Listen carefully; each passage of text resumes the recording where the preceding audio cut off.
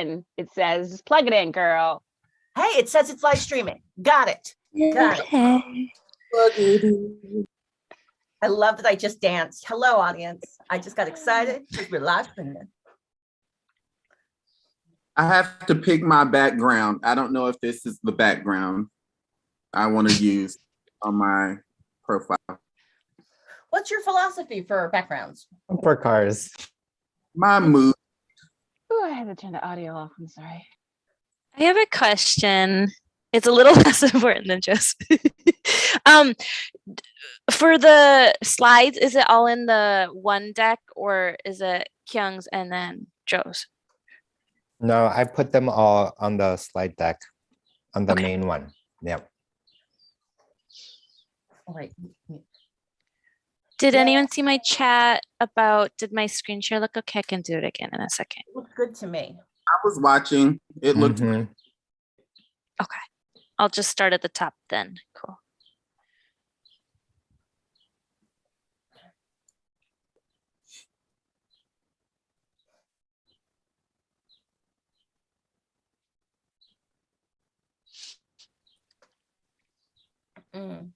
I am not muted. I have the up on my screen to share. I also have the I love that I can't hold on to my proper nouns. The form, the survey, the beautiful survey that we created. So I have that up. Do you want me to share screen when I'm talking through that, or can somebody? Is that a slide that already exists? There's no slide. What I thought was going to happen was you drop, there was going to be a link drop while you're. I didn't know you needed to share anything visually. I don't necessarily. I'm realizing that's just that's habit. I often like to be like, hey everyone, this is the thing this is the thing that I gave you all. Here's the link to it. It's really simple. All I have to do is this, and this in it, and then I stop sharing screen. What would you, I can either just talk and drop the link, or I can share screen and so talk. I think Jolanda has the link to drop for you. So if you want to share screen, feel free to do so. We just didn't know if you were or not.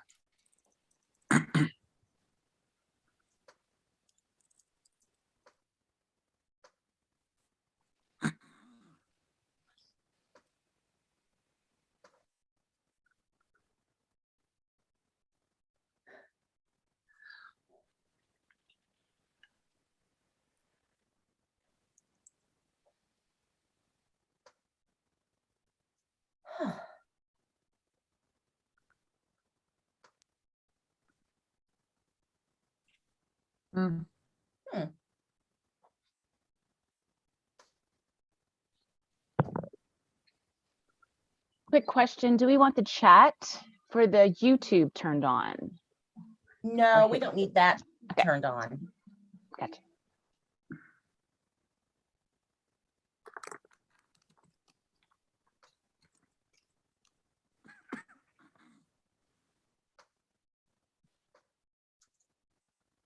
Huh.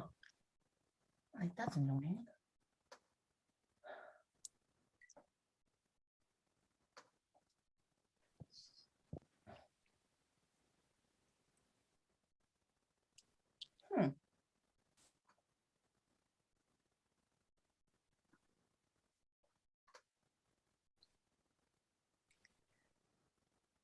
There's someone trying to get in the portal. Don't let them in yet because we don't have them in the registration list. So I'm just going to email and make sure they're right fit for us.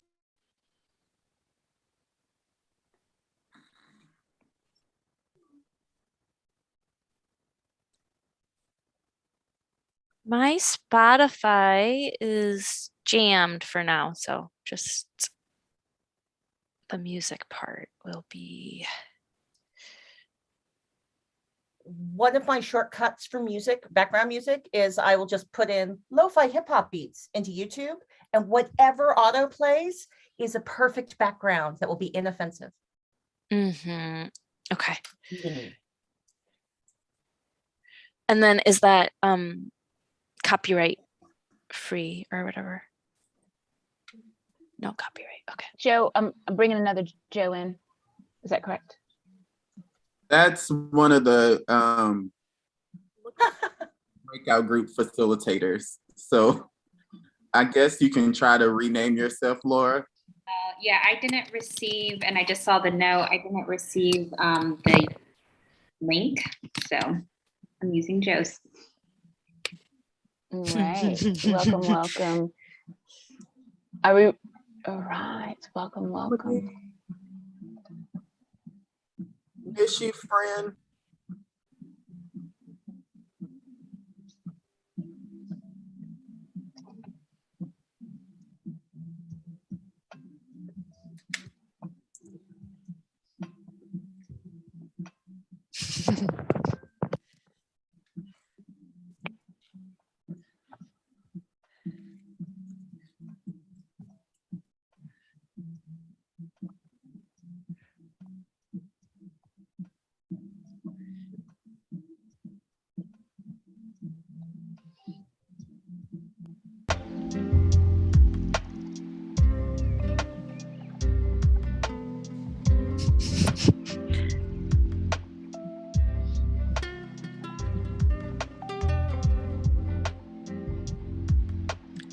Welcome, Amini. Nice to see you again. I was about to chat you. I'm renaming folks.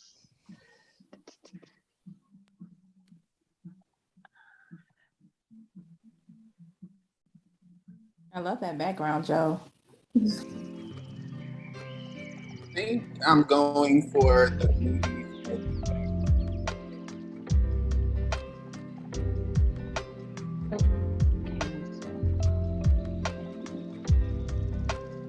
Everyone.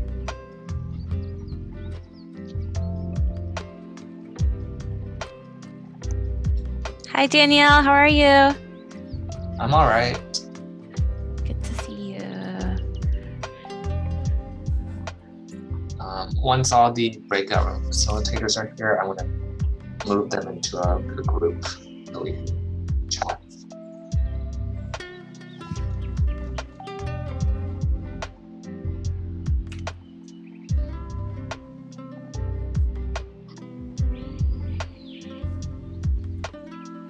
Oh, so you need a special breakout, Danielle? All right. Yes, please. Got you.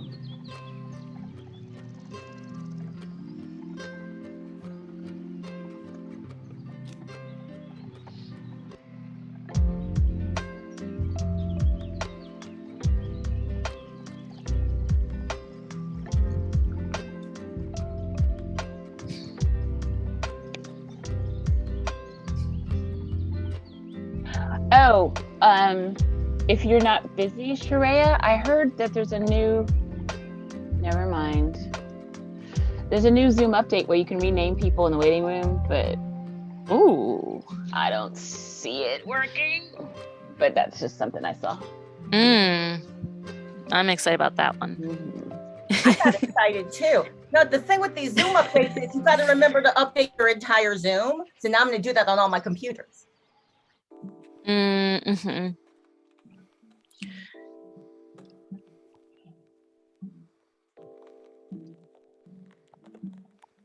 I see Roberto, but I don't see them on the sheets. Is Roberto? I think that's this Mukado. Got it. Ah, thank you.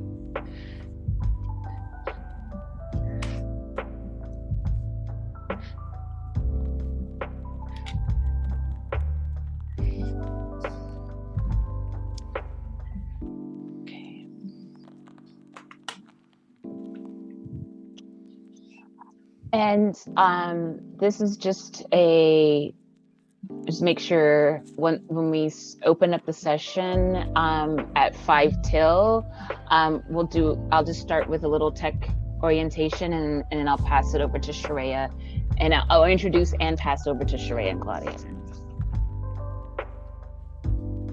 We'll figure it out by the last time you do it. We'll figure it out.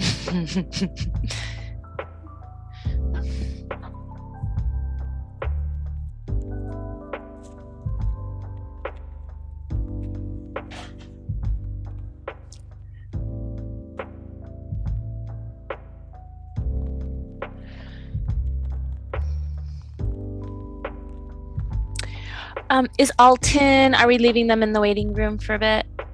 Yeah. Okay, got it.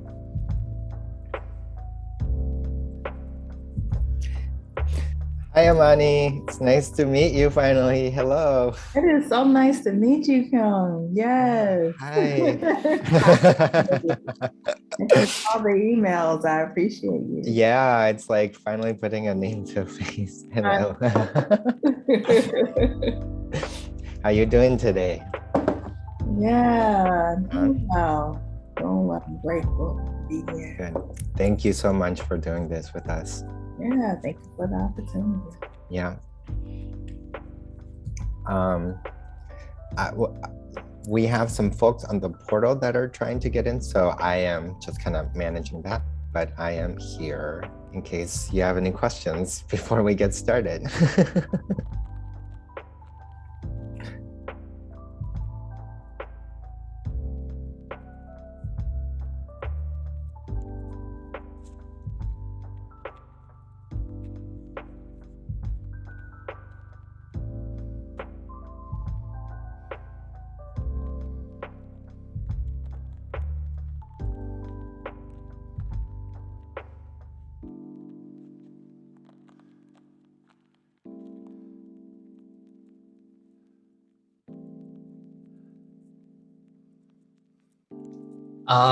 Before I take the facilitators into a separate group, Kyung, is there any more clarification about Mukaro's role?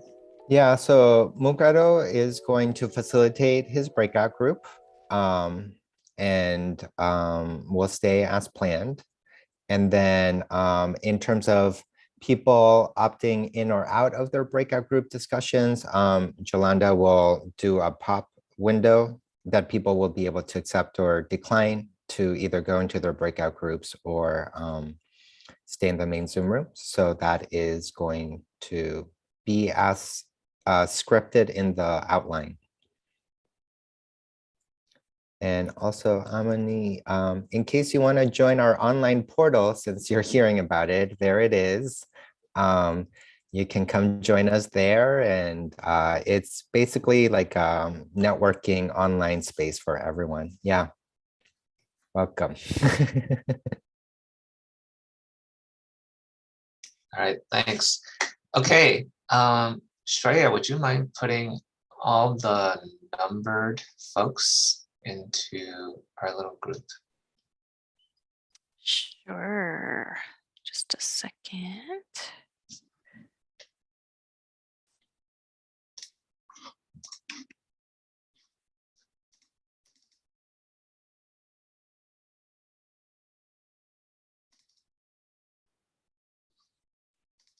Okay, I'm gonna send you all off. Enjoy.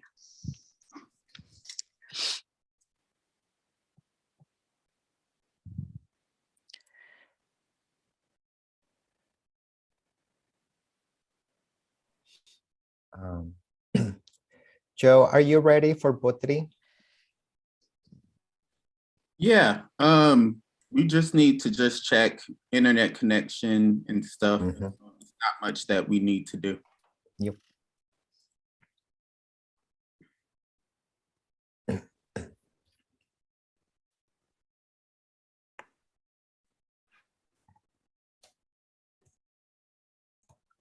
I just needed to make sure I had my water and my caffeine.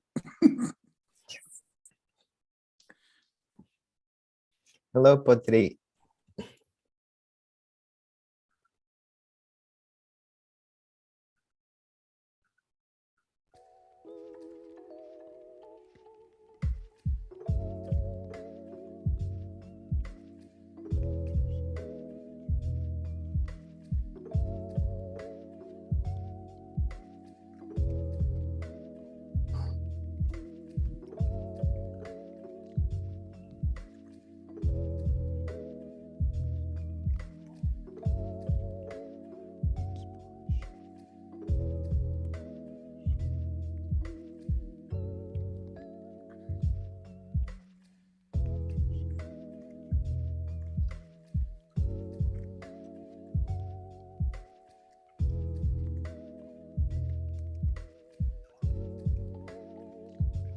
Hey, Pottery, are you here with us?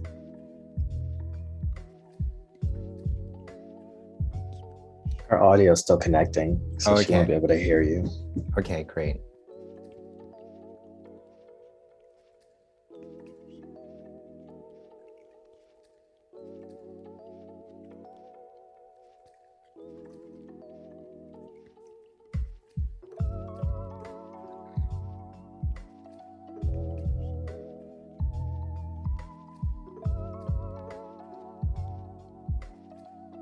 It looks like she's still connecting to audio.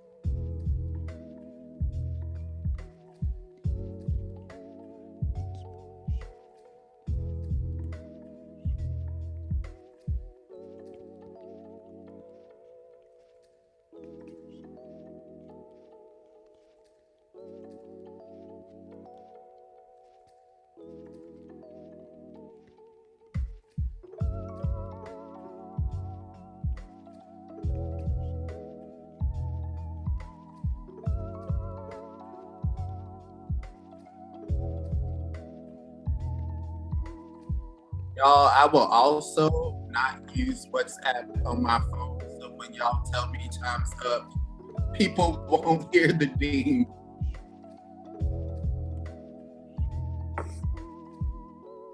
So do you want it in the chat of Zoom? Me? Yeah, you want it in Zoom? The time's No, up? I'll just use WhatsApp on my phone instead of my computer because that's why y'all heard me last time. Got it. Hey, Pottery. Hello, Joe. Oh, a lot of people already. Hi, everyone. Hi, Pottery. Welcome. Thank you. How Um, is everyone? Hello from New York, land of the Lenape people. Everything's good here in Tennessee and Cherokee land. We had a cold spell. Actually, we had a snowstorm after like 80-degree weather. So that was weird. So we're back on the warming trend.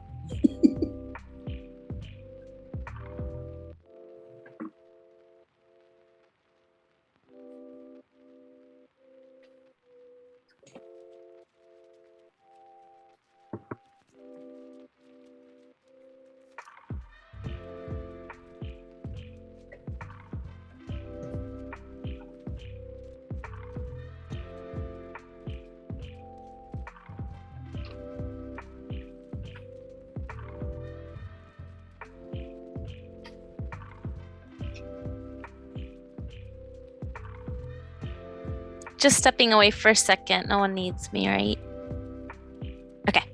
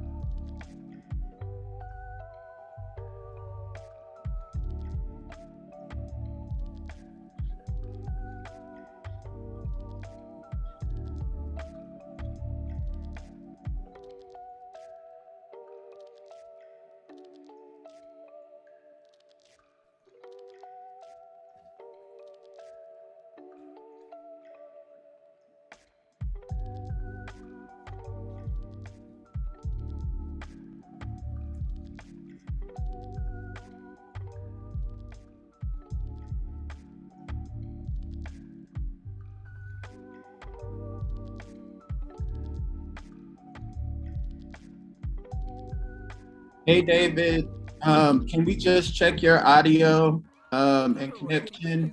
Discover Epidemic Sound. Get the safest music subscription for content creators. With more than 30.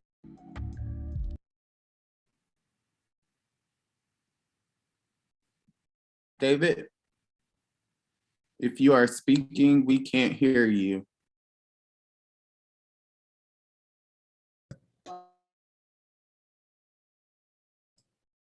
Hello, how are you? Oh, great. Doing well. Very good, thank you. You are coming in loud and clear. All right, and wonderful. Looking forward to our chat later on. Okay, good, all ready. All the wisdom y'all are gonna share. Okay. I'm ready. I had a question about the timing. Are all of us speaking, all three of us in 20 minutes, or do each of us have 20 minutes? All of us in 20, and we have Okay. a little leeway just in case, but Okay. there will be questions specifically for you and Pottery that I'll ask first, and then Carrie, as the funder, will be asked her questions last. Okay, thank you. No problem. Excuse me 1 second. All right. I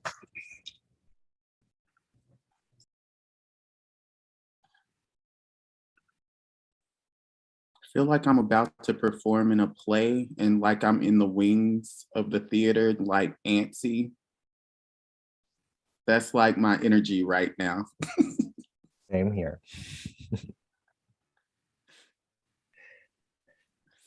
Break legs, everyone.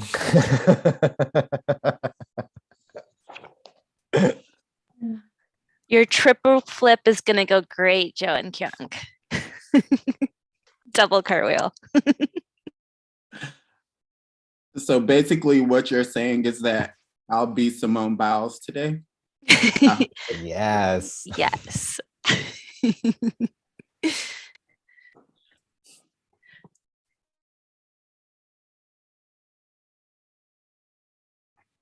Making history every time. Yep.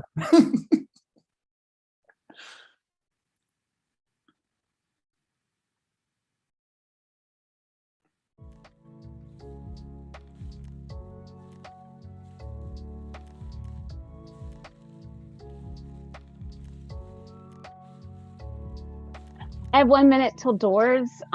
Anybody have anything before we open?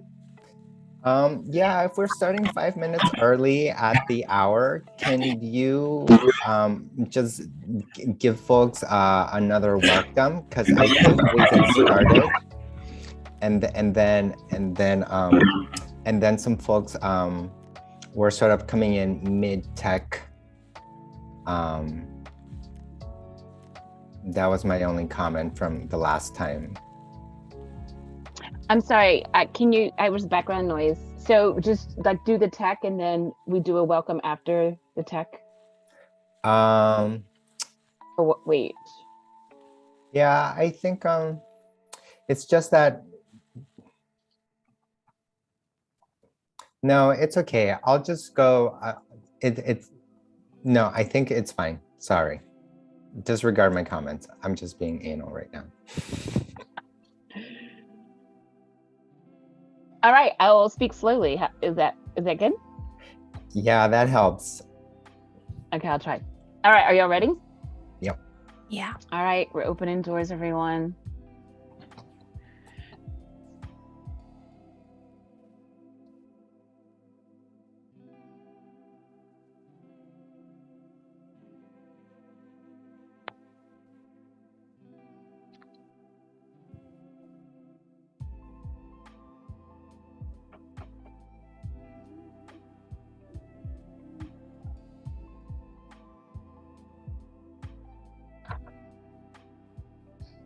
I'm just waiting for folks' audio to connect.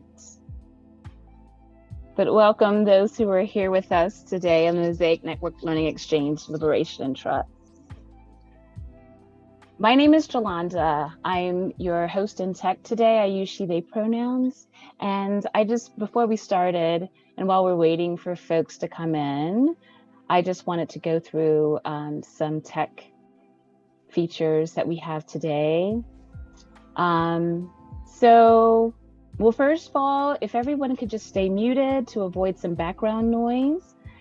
And if you have any questions or any technical assistance during the program, if you could open up your chat from the bottom of the screen and you could direct message Sharia, they'll be happy to assist you through the chat.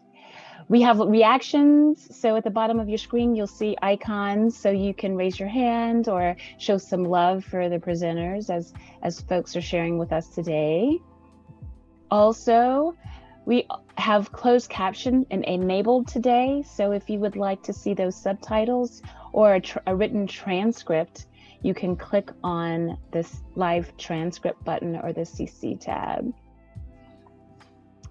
Lastly, and quite importantly, if you open up your participant window that you'll see at the bottom of your screen, there's a participant tab. If you open that up and select your name and rename yourself, if we could get the group number, your first and last name, and then the pronouns, so that we can get everyone assigned to breakout groups today, that would be wonderful.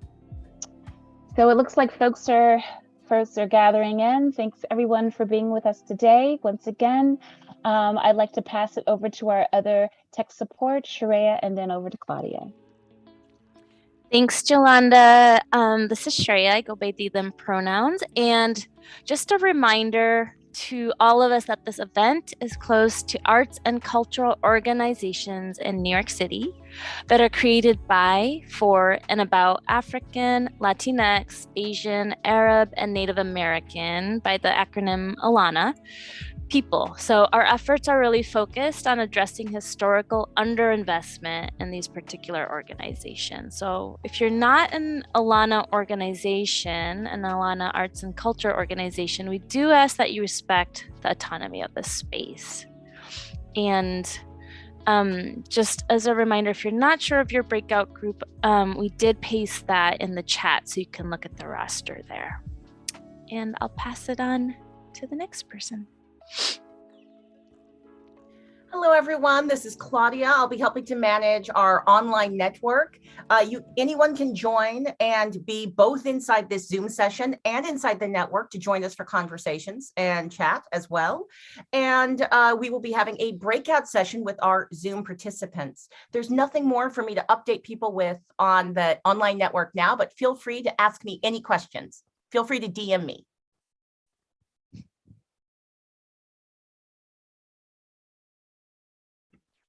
And we are live streaming onto the panel. Would it be useful for me to share screen so people could view that? I saw a head nod. I'll do that real quick. Sharing screen. Here we are in the portal.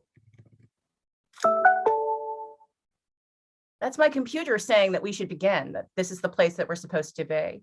If you go into the portal, into the event, I actually made a full breakout specifically for this, and you can see us talking. It's kind of like, I'm not going to hit play on this though, because it will make this computer sweat and make very strange noises. But this is where you can join the conversation on the portal. And stop sharing my screen and hand the microphone back to y'all. Okay, great. Thank you. Welcome, everyone. And I am so happy to see you all here for Deconstruction, our third learning exchange for the Mosaic Network and Fund. Let's go to our slides, please.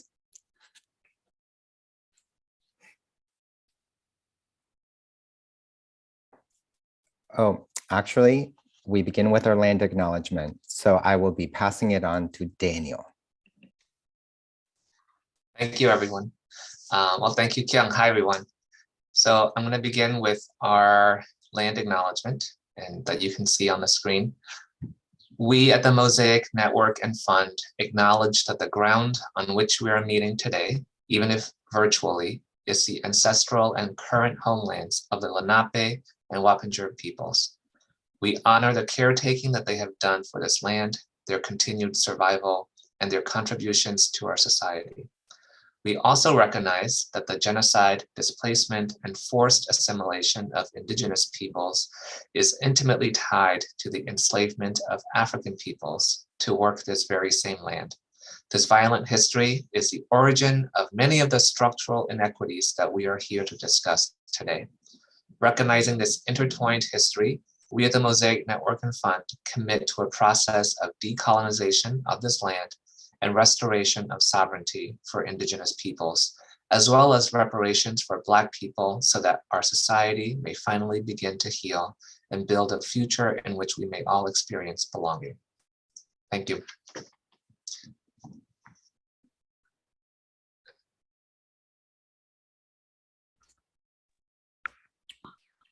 So hello, everyone. My name is Joe Talbert, and I use he, they pronouns interchangeably, and it's always a pleasure to be with you all. If we can pull up our group agreements, I just want to go over these to remind us how we are to govern ourselves while we're in community with each other. So with that being said, number one, practice showing up as individuals and not our organizations. Number two, we value authenticity and speaking from personal experiences, demonstrating generosity and reciprocity with each other. Number three, in this brave space, we presume our power, not our powerlessness. Next slide, please. Number four, we practice courage in engaging with one another by speaking honestly, deep listening, and leaning into conflict. Number five, we engage speaking in draft form, giving each other space to make mistakes and communicate with the purpose of building trust, relationships, and sharing what we know. Number six, we aim to contribute to our collective knowledge and nurture the integration of ideas. Number seven, as an intercultural space, we acknowledge our plurality by respecting our differences and diverse experiences, embracing complexity and our individual desires to be heard and seen. Eight, we practice transparency, collective accountability, and self-care to ensure we are taking care of ourselves and each other. Number nine, uphold confidentiality of people's personal stories. And thank you all. So please keep that in mind as you engage each other today. And I'm going to turn it over to Kyung with some welcoming and framing remarks for today's exchange. Great. Thank you so much, Joe. And thank you, Daniel, for your land acknowledgement. Let's go to our slides again, please. And let's go to the next one. For those of you who are joining us today for the first time, this is a reminder that our Learning Exchanges is a series of virtual gatherings that seeks to dismantle systems of oppression, inclusive but not limited to police brutality and anti-Black violence by transforming arts philanthropy. In this space, we value our members' authentic selves, being race explicit and radically inclusive, and to share what we know in order to build relationships based on trust. Next slide, please. As you may recall, our original intent was to host these gatherings on a quarterly basis in order to advance the key learnings from our 2020 learning exchanges. Next slide, please. Last October, our network made a pivot and Toya Lillard led a town hall to address the needs of the Mosaic Fund's grant-making practices. And following the town hall, a number of pods were formed to make a series of collective recommendations to our co-chairs this January, which included the awarding of $5 million to over 170 eligible arts organizations within our network, and $3 million have been reserved to fund the next iteration of the Mosaic Network and Fund. Next slide, please. Due to our need to determine a new home for the Mosaic Network and Fund outside of the New York Community Trust starting next year, in addition to the needs to determine future grant-making and leadership for the Mosaic Network and Fund, KPB has added a series of working groups gatherings led by Toya Lillard. Our working groups had their first meeting last February following our contemplation learning exchange and will continue to take place every Thursday from 1 to 3 p.m. following each learning exchange this year. Next slide, please. To further elaborate on this process, I wanted to point out that this year we are in a collective design and decision-making process to envision the next iteration of the Mosaic Network and Fund, which will begin in 2023. Our current timeline is to spend this year meeting in our working groups to make joint decisions on this network's next iteration. And we invite you to participate in this process through our working groups in a series of votes that will determine the future of the Mosaic Network and Fund. None of these changes determined by this process will take place until 2023. So we have at least 8 more months to determine our collective future. Next slide, please. To dig a little deeper into our working groups are functioning and how our votes will take place, I wanted to share with you a tradition from back home in Chile called the Minga. In a southern Chilean island called Chiloé, people live in palafitos, which are houses elevated to protect them from the rising tides in the sea. Next slide. To move these homes, they're placed on logs and the entire community gathers to help a house move from place to place. Next slide. Sometimes a house is moved from one island to another, so in order to cross oceans, additional help is called. Next slide. At the end of the move, the owners of the house throw a big feast and make a traditional meal made out of seafood called the curanto, which is shared with everyone that helped make this move happen. I wanted to share this tradition as a way of explaining our working group tasks and our voting sessions, which are coming up later this year. Next slide. Our first vote is to collectively decide what kind of house do we want to move into as the Mosaic Network and Fund. The Budgeting and Finance Group is working to provide us options to consider. Next slide. Our second vote, who will take care of our house and its activities? That is the charge of our Organizational Development and Operations Working Group, which is going to develop RFPs for us to have proposals from people who are interested in taking care of our new home. Also, as part of this vote, we'll be considering what activities will take place in this house. This is a question that's being addressed by your programming working group. Next slide, please. Once we've conceived of our house and elected who will care for it and what activities will take place in it, we will ask ourselves, how will we share our food? And that is the question that's being addressed by our grant-making working group. Next slide. Finally, how will we gather the financial resources to support our move, our caretakers, and our shared resources? That is the work of our fundraising working group. Hopefully, this Chilean Minga helps us all visualize how we're trying to make this work together. We'll meet to share these ideas on Thursdays from 1 to 3 p.m. following each learning exchange. Because not everyone can join our working group meetings, we will also make space to address the progress of our working groups during today's learning exchange. And moving forward, our learning exchanges will more deeply integrate the work of our working groups so that our learning exchanges are aligned with the needs of our working groups during this transitional year. Next slide, please.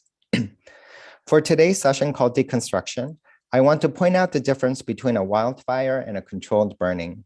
When we became facilitators of the Mosaic Network and Fund in 2020, we inherited a timeline which was designed to end in 2023. This crisis was prevented through our collective advocacy in 2020, which secured additional funds to ensure that our network and fund carries on. We acknowledge with gratitude and appreciation the work accomplished by our co-chairs, advisory council, donor committee, and current steering committee, which enables us today to deconstruct the current status quo through a controlled burning that will make space for the new Mosaic Network and Fund in a regenerative way. Next slide. How does Indigenous wisdom intersect with arts philanthropy? We'd like to remind network members of our evaluation team's assessment of the Mosaic Network and Fund's previous grant-making cycle in 2019, which perpetuated practices of extractive philanthropy. Through our participatory grant-making process led by Toya Lillard and fueled by our pods, we've adopted restorative philanthropic practices that held our founders accountable to the organizing and visions of harmed communities.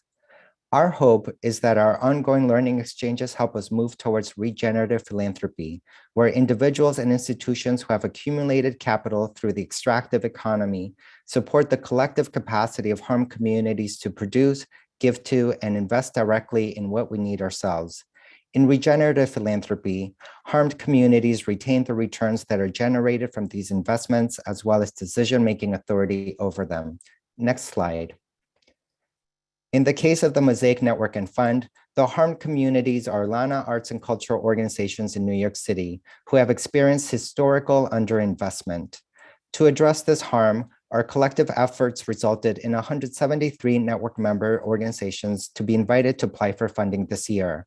150 applications were submitted, which will increase the financial support of our network from 7.4% of our community to 41% this year. I'd like to remind current applicants that the goal is to make these grants by the end of May, and in some cases where there's need for follow-up, this may take longer. All questions regarding grants should be referred to Salam Segai via email, and a live tracking of the Mosaic Fund's grant making is now available online and will be updated as we move forward in this process. Next slide. Lastly, I wanted to share with you who is in this room. You will notice that from the beginning of our process, our number of participants has increased.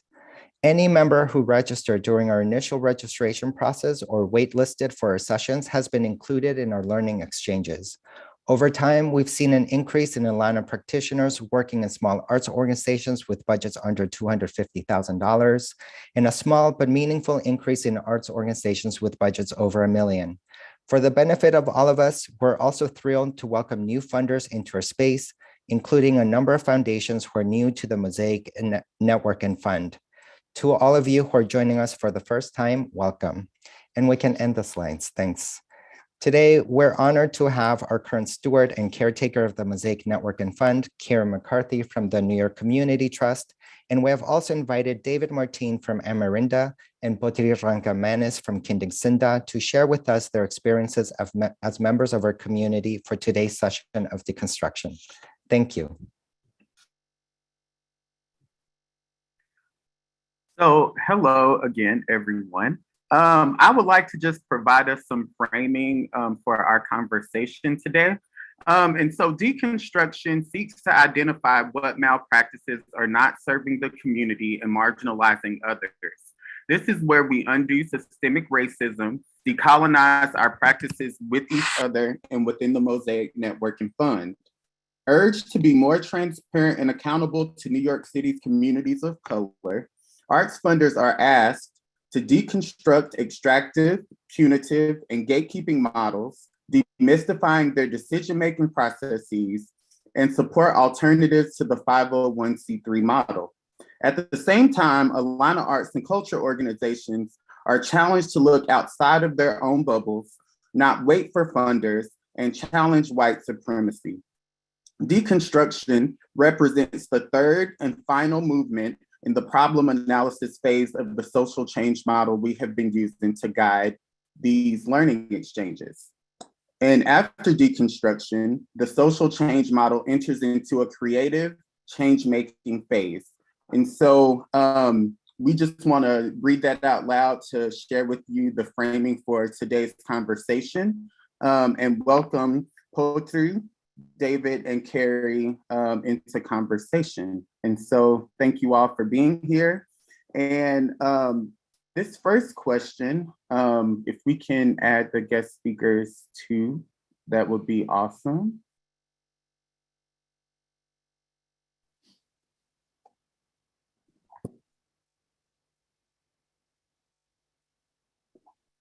Yay, we're all here. This question is for Pottery and David. What are your experiences with extractive philanthropy? Good evening, good afternoon, everyone. Good noon, everyone. Assalamu alaikum. Thank you for inviting us today. And what are my experiences with extractive philanthropy? I'll bring a little bit of my history. I came to New York as a registered nurse, and this is my third leg of being a globe itinerant healthcare worker. First, I went to Saudi Arabia and then went to Dubai as a nurse, and eventually came to New York as recruited during the pandemic of HIV and AIDS in the 90s. And this is because of the economic and political situation of the Philippines. I have to work to support a village, or now there are more villages to support. When I was in New York, I started to work. I started to fear that my children will not grow remembering the noble ancestral heritage that they have. I grew up with living tradition that is going back to ancient 4th to 10th century and still practiced by my people since you were not colonized by the Spaniards, that particular part of the Philippines. Then this obliges me to start teaching the culture and tradition that I grew up to my children and those who became interested. And this became Kinding Sindao. In 1990, Kinding Sindao was founded, and it became the place where people come and learn the ancestral tradition of Mindanao, southern Philippines. And when I embarked to New York, I brought my ancestral wardrobe, my malong, my kulintanggong set. This was my security armor, as if it is my amulet. I'm talking tongue twister terminologies here, asserting a language that has to continue a living tradition. Later on, you can ask me what I'm talking about. For me, to remember that ancestral culture, chants, epics, ritual dances, court ceremonies, and the stories that were not told, history, especially the massacres, land grabbing, and all the miseries that made me leave my birthland to find a so-called greener pasture and refuge due to war on the indigenous people and the stealing of our ancestral land by multinational companies. All this I carry in my heart, in my mind, in my consciousness. And through dance, remembering the dances, the music, and the stories, turn them into choreographies and a theater production that will illuminate the unjust stories that are systematically being erased. So that's my story about extractive philosophy. So here in New York, I have to work as a nurse in order for me to support the art that it becomes the mouthpiece, becomes the story of the people. And it is very much part of the US history, because those massacres, those burning of villages were done by US soldiers when they came to the Philippines after Philippines was sold to USA under the Treaty of Paris, together Puerto Rico, Cuba, and Guam. In December 10, 1898, our island that was not colonized by the Spaniards were included in the 7,100 islands that is given to USA. And after that, so we became part of the Bureau of Wild Tribe, the bureau that was taking care of or managing the wild tribe of USA, which is the Native Americans. So mission schools were also built in our area. In fact, I'm a product of the mission school. And we were prevented to speak our dialect. We have to pay 5 cents each word of our dialect spoken, and all over our classroom is a sign that speak English only. So here, it's time. I have to find my way in order for that story to be told, because no one knew about that it was happening to us. And in the process, I am able to meet people to partner with to help me put up these stories, like Ellen Stewart, Kamala Cesar, who's half Mohawk, half Filipino. And Ellen Stewart adopted us. We became part of La Mama as a resident group since 2000, and we're given a space to tell our story. For example, Parang Sabil. Parang Sabil is the story of the Tausug people who were massacred in 1907 when they were hiding in the crater of a volcano by the Bluecoats. And they're all totally killed, 700 of them, and their story was not told until I saw an article written by Mark Twain. So that gives me courage that, oh, now it is told by Mark Twain, I'll do it through Mark Twain. Because at the same time, I'm afraid that I will be singled out because I'm a Muslim. And you know how Muslims are being targeted here. And also wherever I came from, we're not very much loved because of the history of colonization, that the area where I came from is a Muslim area. It remained Muslim because we resisted the coming of the Spaniards. Anyhow, I'm trying to connect our struggle, our art that we're struggling to present here, and the people who understand and embrace us to tell that story. And as an indigenous person, our culture, our practices is find permission to the land where you're going, right? So we find ways, and we're able to connect with Hinandisioni, particularly Tam Porter of Kanajuhaligi and Akusasini. And there's even a story like every time we go there for Strawberry Harvest Festival every year, we promise to dance to help, buy back the land. Then it's a sad story, but that's what we do every year. And we always tell them that you're no more Six Nation. They said, why? We're the seventh. So that crosses, I think I talked too much for the question number 1. Maybe I can talk more later. Yeah, thank you for sharing how these systems and making that plain for us today.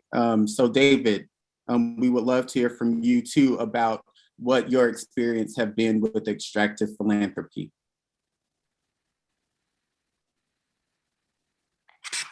You are muted.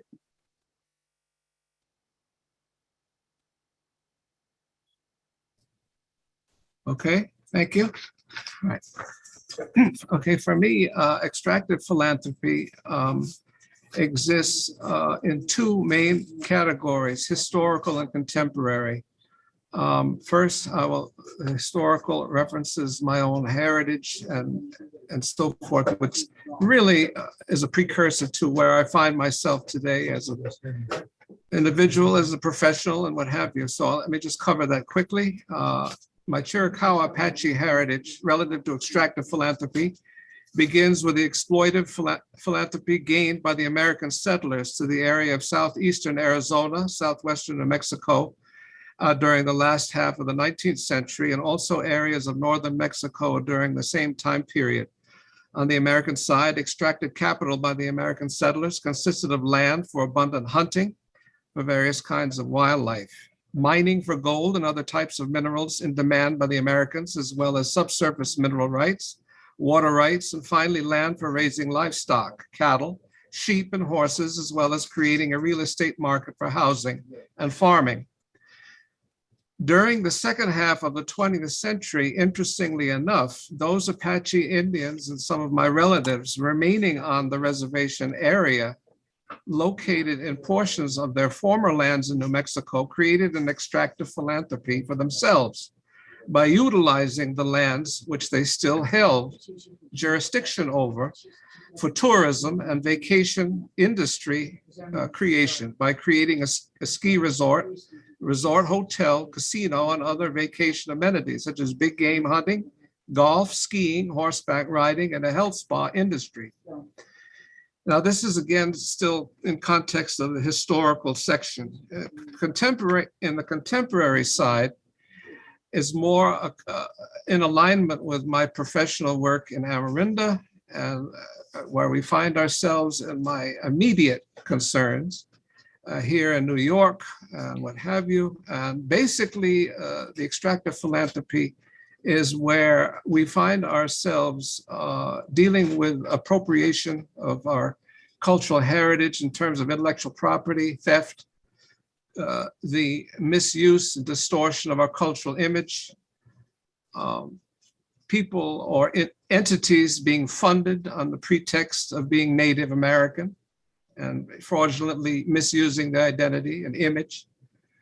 And also land theft, for example, for those of us who still are attached to our land bases or relative to reservation areas, territories, we still are dealing with theft of land, actual physical capital, which is of course, our heritage is remaining of parts of the territory of the current United States. I'm talking right now of Long Island, New York, as far as my own particular background is concerned.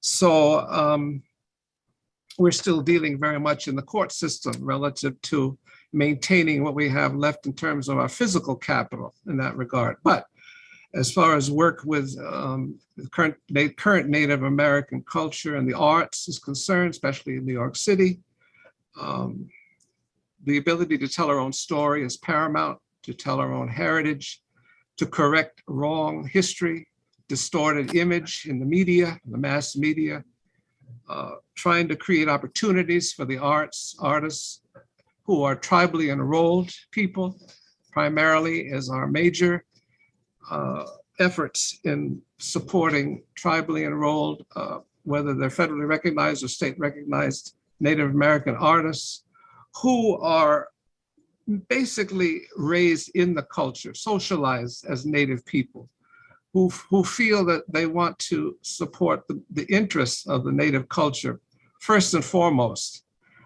This becomes sometimes subtle. It's a subtle areas that we're getting into here. We're dealing in traditional cultural values, philosophy, image, promotion of media, a lot of intellectual ideas. However, Native American culture is so, has a lot of baggage to it in terms of misuse of our image, popularity of our culture. We're very greatly understood in today's society in the United States.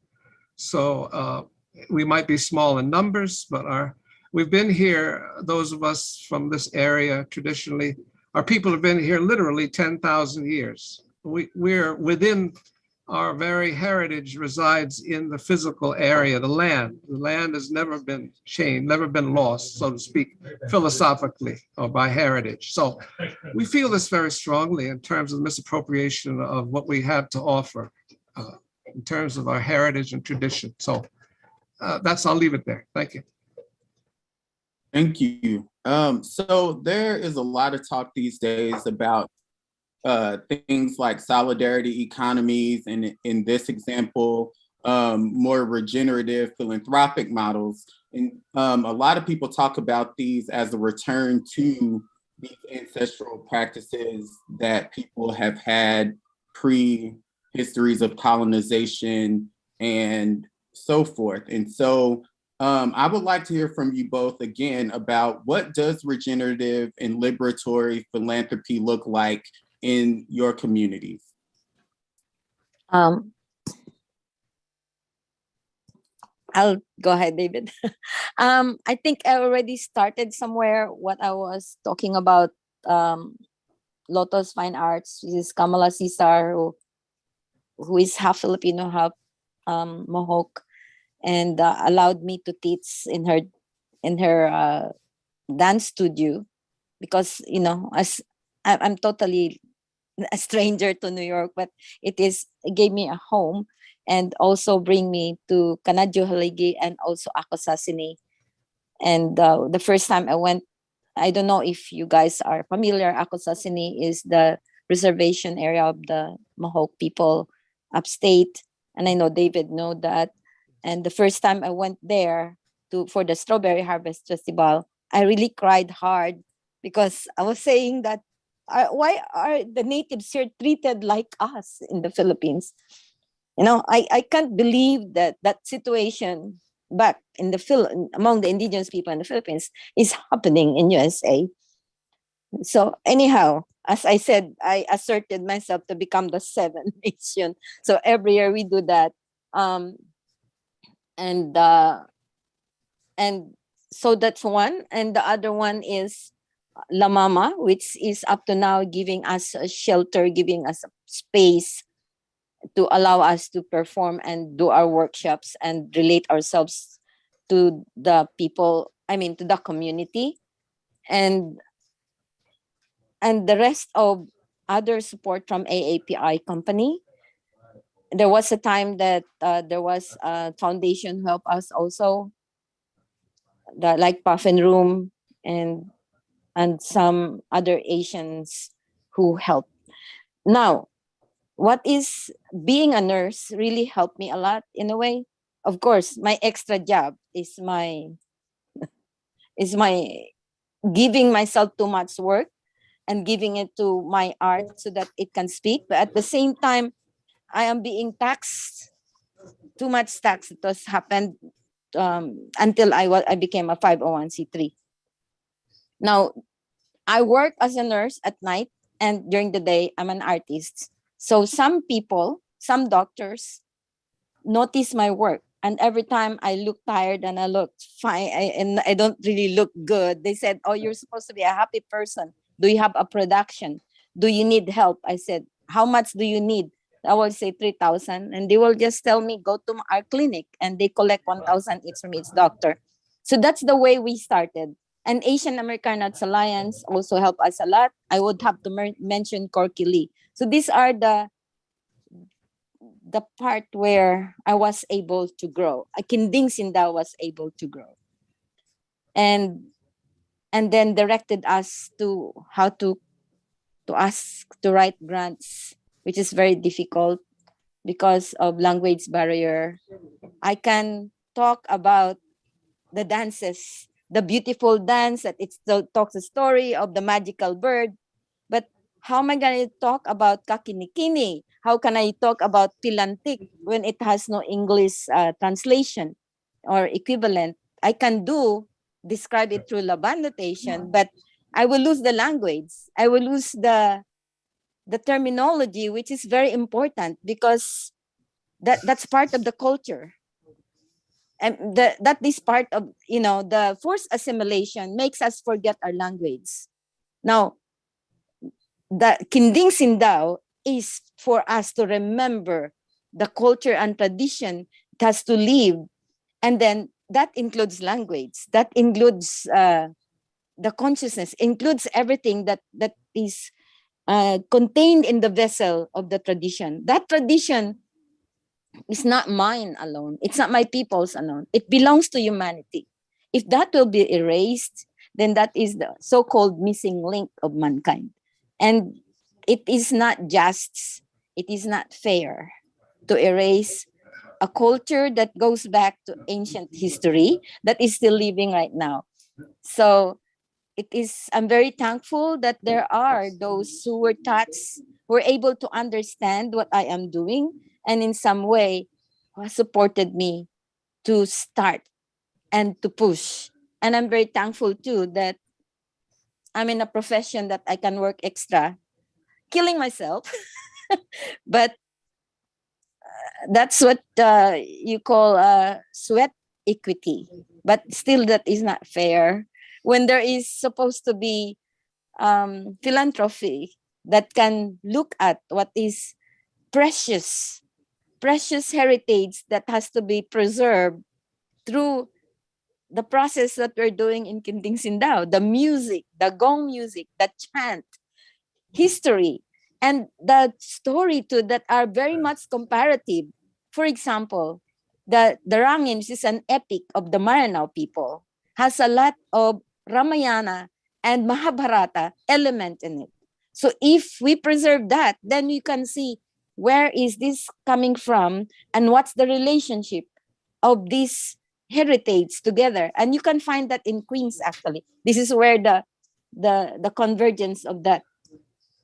I think I have to stop. Thank you. Okay. David, what does regenerative philanthropy look like in your community? Okay, thank you.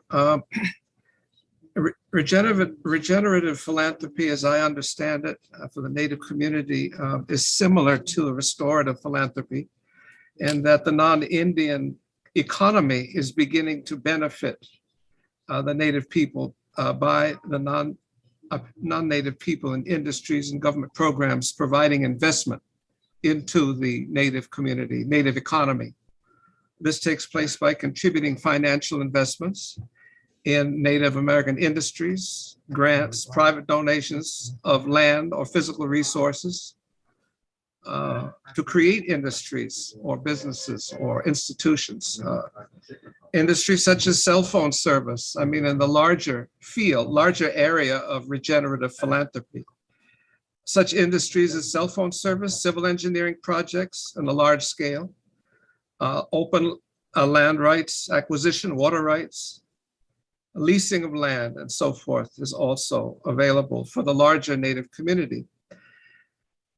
In terms of the other smaller scale, I would call it, or scale dealing with Native institutions, direct support of Native American institutions is probably the most vital, as well as direct support of Native artists.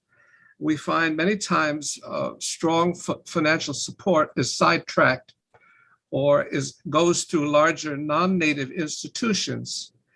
And thereby we don't have direct support of Native artists or goals and important projects, because the support is diverted really to larger non-Native institutions. So we usually advocate for direct support to non-Native nonprofit organizations, cultural institutions, if possible. If Native people are hired by non-Native institutions, it's very important that they be qualified in those positions, that they be, as I say, socialized or come from the community and be responsible to the community for which they are speaking, about which they are speaking, supported by the elders, supported by the people and the mechanisms within the community that stipulate that they are not frauds, not fakes, not people who are misrepresenting themselves to speak for the Native community. Again, I go back to the idea that we have a lot of people who like to impersonate Native American people because it's largely show business involved. You know, it trivializes the culture. And we strongly recommend that there are different rules of thumb that can be used to substantiate who the representatives in the Native culture would be, the institutions that can receive the support and that can support a traditional Native interests in the cultural arts or in the social service sector or anything. And this means generating scholarships, internships, being re-granting agencies, what have you. But it's most important in the regenerative side of philanthropy that the closer that support can go directly to the Native artists, the better. Native owned and operated institutions, organizations, and the individual Native artists, because only that way can support be broadened out to the larger Native community, rather than going to non-Native controlled larger institutions, which usually mishandle a lot of support and have done so for many, many years. Thank you. Thank you. So Carrie, thank you for joining us today. And there's been a call for demystification of philanthropy's processes. And so in that vein, what are funders' barriers to shifting away from those extractive philanthropic models that were just lifted up?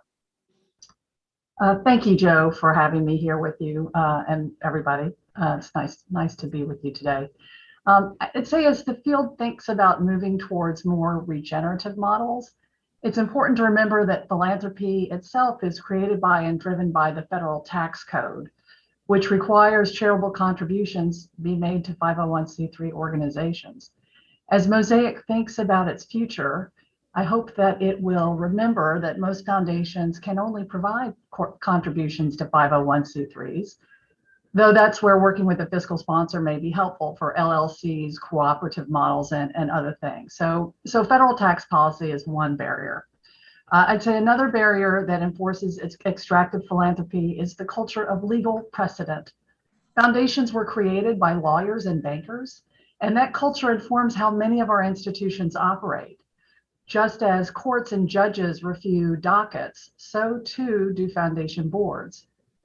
Our grant recommendations appear on a docket, and these recommendations function as case making, whereby we are offering a quote unquote solution to a quote unquote problem. So to make changes at a foundation that is informed by this culture requires overturning precedent, and moving towards regenerative philanthropy requires breaking a lot of precedent, which court watchers know is totally possible, but it can be slow going. Mosaic, which is one of 11 active funder collaboratives at the New York Community Trust, has pushed our community foundation to adopt a more regenerative approach for this initiative. And with Mosaic this year, we'll be able to award general operating support for all active members of the network who applied. And Kyung noted that's going to let us move from a cohort of 27 to well over 150 grantees. We're also in the process of handing over the remaining capital, more than $3 million or so, to the Mosaic network. And I'm pleased that thanks to 27 donors, we've been able to raise $16 million and bring together this incredible arts philanthropy collaboration. We're really excited that arts practitioners themselves are going to self-determine the future of Mosaic 2.0. I was on mute. The last question that we have for you, Carrie, is there seems to be a trend of addressing these things through these inequities through time-bound initiatives. Like they start a thing with a time limit. And so my question for you is, why is that the case? And why isn't there like experimentation outside of that? Well, I'm going to focus my comments really on Mosaic and its conception. So we knew that Mosaic needed to be a time-limited intervention because we did not want our donors to send a donation into Mosaic and feel like they had checked the box and were done supporting a lot of arts organizations and there was no more work to do. So Maureen Knighton at the Doorstoop Charitable Foundation, who co-chairs the Mosaic Fund with me, she and I were always very clear that when we went out on our fundraising calls for Mosaic, that we were really trying to bring new and increased funding to Alana arts organizations. That meant that we were asking our donors to support Mosaic and also to look at their portfolios and take steps to ensure that they would support the members of the network, these organizations, directly on top of what they were already contributing to the pooled fund. Mosaic created an opportunity or an intervention, if you will, to introduce arts organizations of color to funders. It has resulted in incredible relationships that did not exist before 2019. For example, I know way more arts practitioners than I did back in the day before Mosaic. And our foundation is now supporting agencies that are new to us, that had not been on the docket before 2019. Our colleagues are telling us that their foundations are supporting many of these agencies that are new to them as well. And I know that many practitioners are actively picking up the phone and having the personal relationships with funders they did not have 3 years ago. So our hope is that these relationships will transcend Mosaic's timeline at whatever that may be, and help all of us do our jobs better throughout the arc of our entire individual careers. So what we dreamed is really taking shape. We've introduced people to each other. Agencies are supported by funders new to them. Funders in other cities are coming together to support arts organizations of color and new alliances there. And now Mosaic is in the process of becoming something far greater than we had ever imagined or hoped. And so the true measure of success is going to be if participating foundations grantee lists have actually changed over our 5-year time horizon. I very much hope that that will be true, and we'll see. The time will tell. So for those of you who are listening, if you can drop some appreciations for our speakers, we hope that this is fodder for your breakout groups, that you all will continue to discuss these important issues. And thank you, Pottery, Carrie, and David for being here with us today. And now I'm going to turn it over to Claudia, who's going to introduce an anonymous survey that you all can take part in. Thank you, Joe. Thank you so much. Real quick, I'm just going to share my screen once again, just to give you a look at this. Then we're going to drop a link in the chat. I continue to be so impressed with, and of course, I'm going into the Mosaic Network. Where did I put our... Oh, here it is. There we go. Aha. I continue to be so impressed by the thought leadership, the immense thought leadership of this group and the diversity of perspective. We recognize that anti-Blackness is an issue everywhere. And one of the issues is that positionality will sometimes stymie people being able to share real stories. We need to build on real data. So this is an anonymous way for us to source some data to really start building on. Everyone is invited. So both Black and non-Black participation is invited. We invite you to share a story or stories of any anti-Blackness you have personally experienced. And let me narrow this. In the arts funding and in the context of the conversation that we are having, this isn't just in general out in the world. This is specifically around anti-Blackness you've experienced. And we invite you to be anonymous so that you can share as much detail as you want. There's a lot of space in here. You can fill this out as much as you want. I'm going to hit stop share on the screen. I see that anti-Blackness story survey is in the chat. Thank you so much. Feel free to ask me any questions, follow-up questions in the portal or by DM. Thank you, Claudia. And we are now going to go into a 5-minute break. And so please get up, get what you need to be present for your breakout groups. So 5 minutes and you will hear the music end, and that will be your cue to return. Thanks.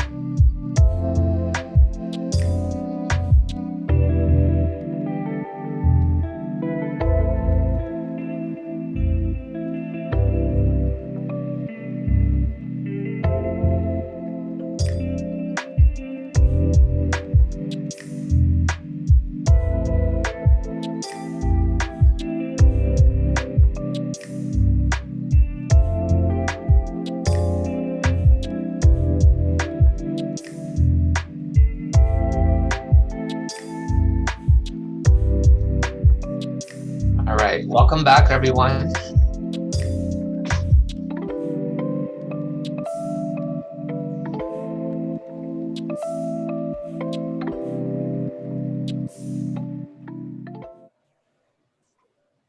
If you're back, please turn on your video so that we know you're back, or you can raise your digital hand so that we know you're back.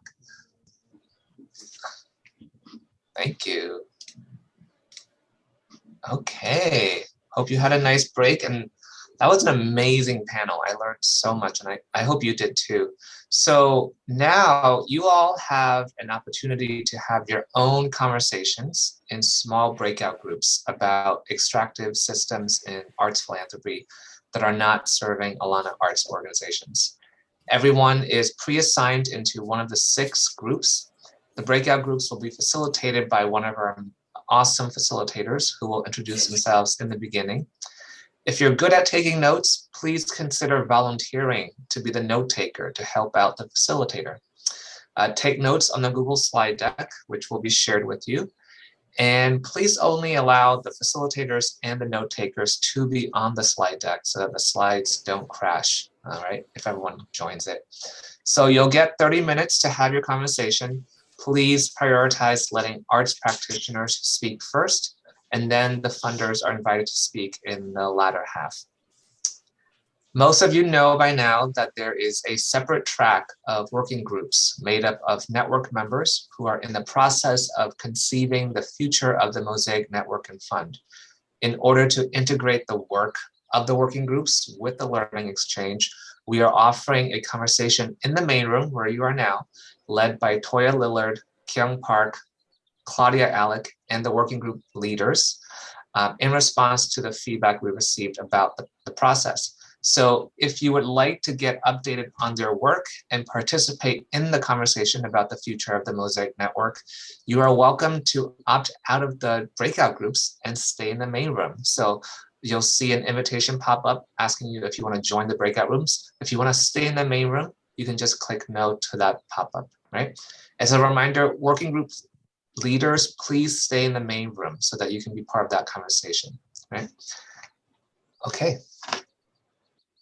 And so we'll have 30 minutes and we'll see you back here in about 2:30 p.m. Eastern time.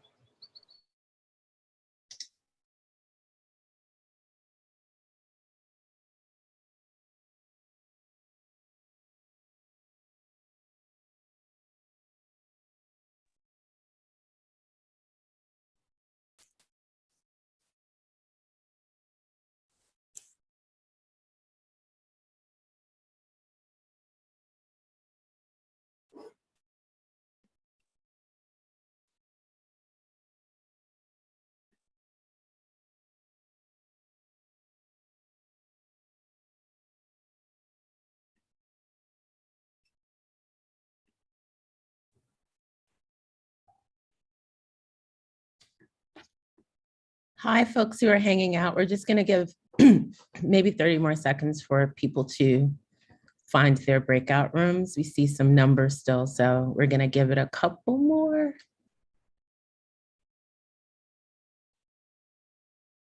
Otherwise, we will assume that you have decided to remain with us instead of joining your breakout room, which is totally fine.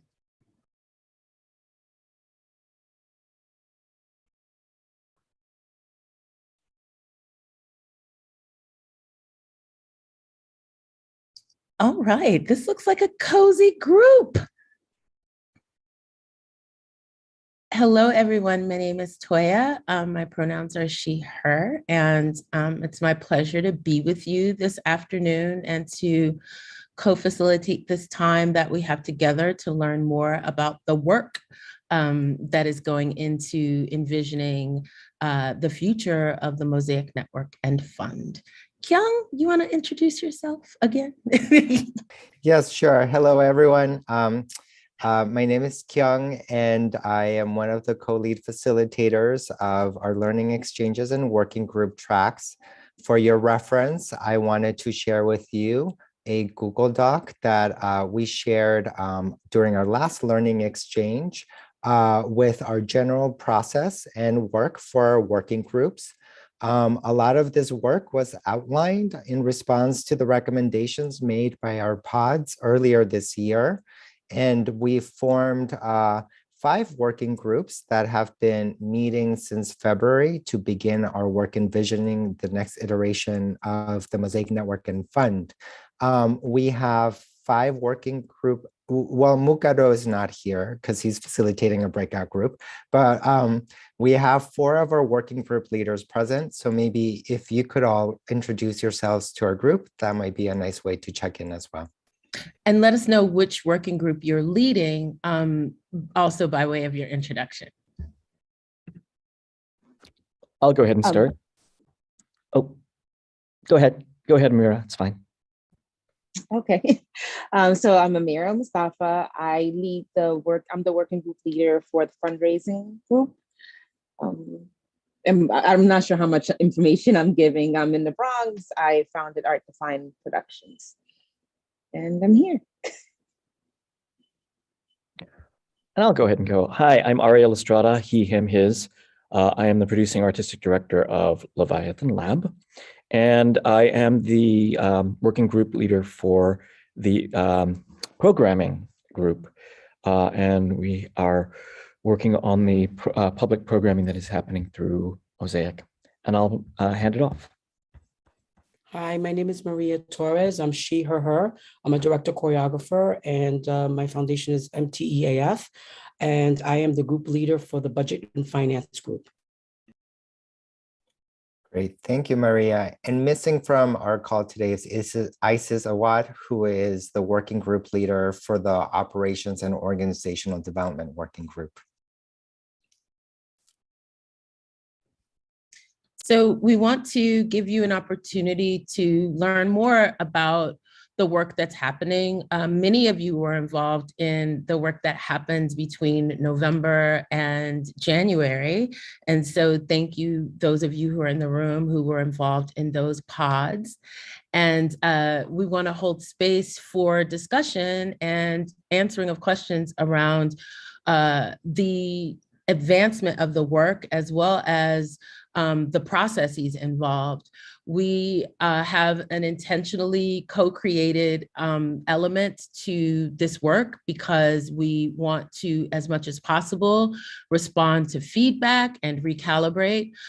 This meeting and this time is an example of a recalibration in response to feedback.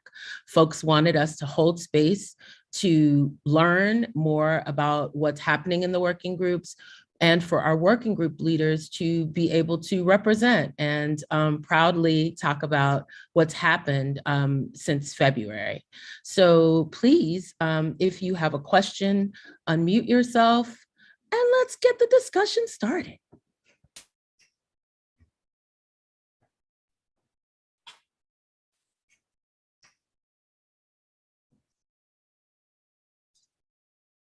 Hi, go ahead, Anando. Hello, everybody. Good afternoon. Thank you so much for this opportunity. And I'm very appreciative of the overview at the top of the Learning Exchange, which I think also speaks to the work that specifically the working groups under Toya's coordination and leadership has been able to do. I have a question about timelining and the relationship of that timeline for transition and depth of commitment on the part of the existing Mosaic donor committee in being part of that transition. I'm thinking in good part from the fundraising working group perspective, but not exclusively. I just think that this is a sort of a titanic build out, also a build out that is looking for models that are outside of the box, proverbial box. And I think that the value of having that commitment and support is high, but I don't have clarity on what that commitment is. Kyung, you want to say something about that? Yes, thank you, Arnaldo. So as discussed since early this year, we are hoping that donors will recommit to supporting the network and fund and continue also participating in the network's activities moving forward. I think that where we are now in the grant making working group's progress is first identifying who is the chief fundraiser for the Mosaic Network and Fund at the moment, and also getting a better understanding of who were the donors and at what level they supported the network. So Salem has shared via the online portal a complete list of donors for the Mosaic Network and Fund and amounts committed in the past. And Salem is also the fundraiser for this year.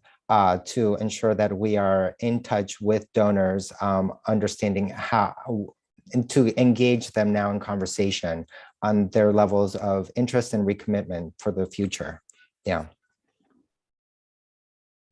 Also, we want to really express gratitude to Salam as the chief fundraiser for the Mosaic Fund. So really acknowledging the amount of labor and work that has gone into fundraising and that will go into it, understanding that we are under-resourced now, but won't be in the future.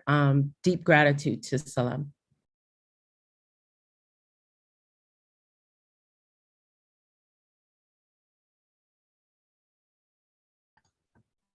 Thank you. If I can just offer one more thing that might be helpful, Arnaldo, in response to your question. You know, what I do know is that when we did our second round of fundraising in 2021, we had, I think, 14 donors that renewed support at that time. And the document that I provided in the portal that shows contributions, in some cases it is indicated that they were one-time contributions. So I think it's fair to assume that for the one-time contributions, we probably won't get renewals for that. But, you know, based on giving history, I think it's safe to, I mean, you know, again, this is like totally like estimates here, but based on funding history, like I think that we could probably say at least 10 are likely to renew into sort of a next phase beyond, right, the round 2 fundraising that we did. So that's kind of what at least I'm working with right now on the back end. But you know, things may change.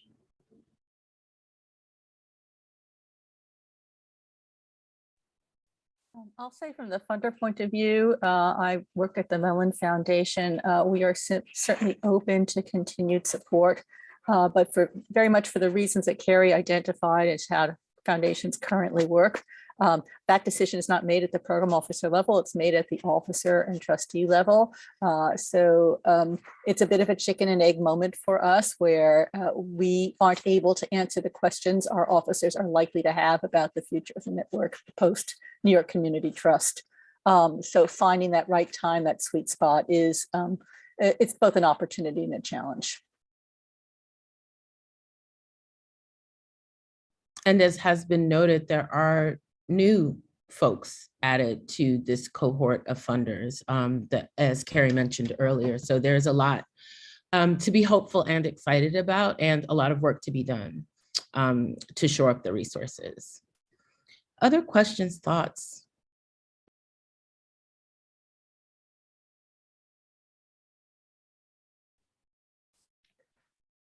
Could I pose a question? Sure. So our first step has been some work we've done with Maria's group on budgeting and finance to determine the next organizational model for the network and fund. And we've had some conversations about whether the fund should become its own nonprofit or whether it should find an intermediary home or find a kind of fiscal sponsor to support its operations for the next iteration. And also some more radical alternatives like creating an LLC and seeking program-related investments as a way of not replicating the 501c3 model. And as we've had these conversations, there have been also a lot of ongoing conversations about who will coordinate, administer, and facilitate the network and fund next. So the way we've proposed this has been almost like the way we'd cast a play, figure out the structure first and the player second. But it does feel like sometimes these decisions need to happen together and with some more coordination at the same time.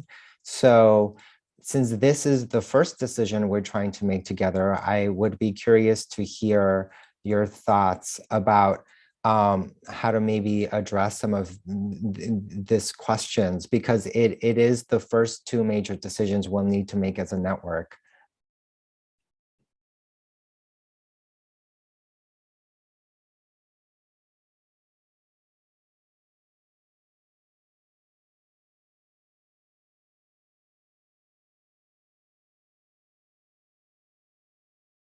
Do folks feel that they have enough information about this decision that we have to make? I think we're still at a fact and model collection phase, and that you know, when I talked about inside the box, outside the box, there is knowledge sitting in our colleagues in philanthropy that the practitioner does not generally have, and that there's a different sense of what's in the box for them than for us.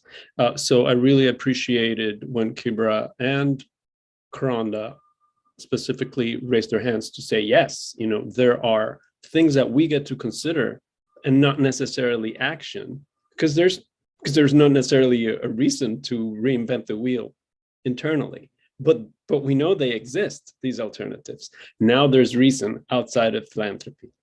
So can we bring our minds together and come up with the right alternative? So in that sense, I think there's still some significant learning and research that is happening. And I'm hoping that, and I want to say that, thinking back to timeline, there's something about allowing the parallel track of the learning to happen, this other learning, which is, this is sort of the mothership of the learning, but this other track of ongoing learning, so that our working groups also do not work in vain. By that, I mean that they don't overinvest in models that we may then think, this is not the model, because this model is missing something. Thank you, Arnaldo. An acknowledgement that there's been a lot of feedback about time and timeline, right? The amount of time that you all are spending in meetings, in learning and unlearning, as well as the work that we're doing. Some of us see each other several times a week. And there's a lot that goes into it, a lot of emotional labor and physical labor to not just learn, unlearn, but also imagine the future of the network and fund. And so acknowledging that a lot of time and energy and effort are going into a lot that is necessary. We have been called to think about time and timeline and the opportunities. And this again is an iteration, opportunities for consolidation, opportunities for streamlining, opportunities for deeper dives, you know, so that we can advance the work. So we're exploring and are open to exploring a number of ways to recalibrate the work and continue to calibrate the work for the time and the timeline. So wanting to reiterate that this idea of a timeline is elastic, that these spaces are truly co-created, and that we are responding to the needs of the folks in the room. And a shout out to these working group leaders who are also, you know, have full-time jobs. Lastly, I want to say that we need each other. So Arnaldo's comment about there's some information that funders have that can really advance the work, some information that practitioners have that can advance the work. We have learned that we need each other, and that these groups are best and work best when there's a combination of practitioners, funders in the room. So that is a shameless plug for you to join us in one of these working groups that if you are called to do so. Thank you.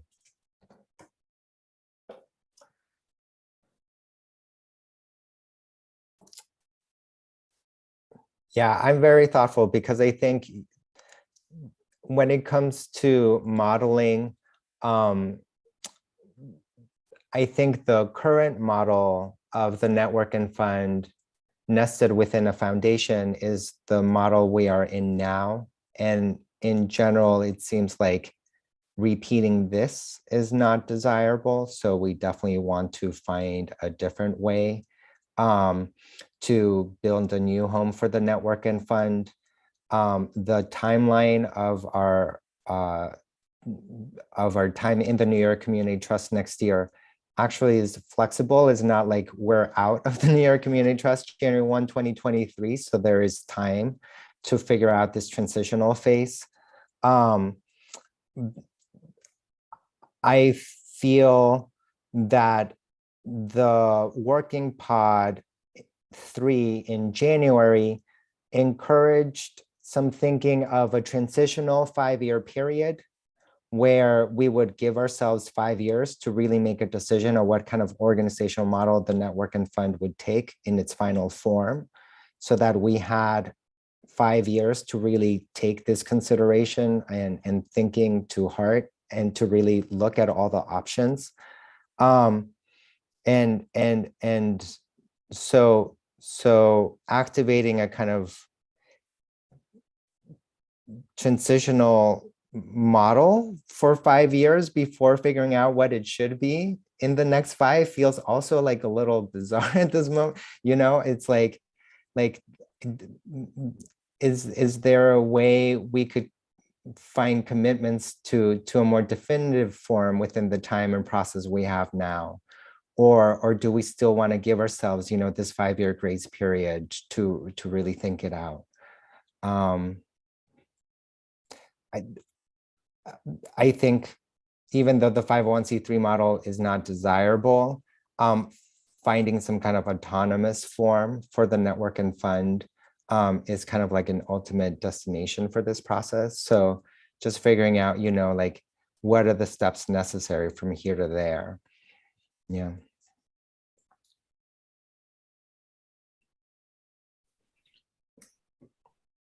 Go ahead, Anand.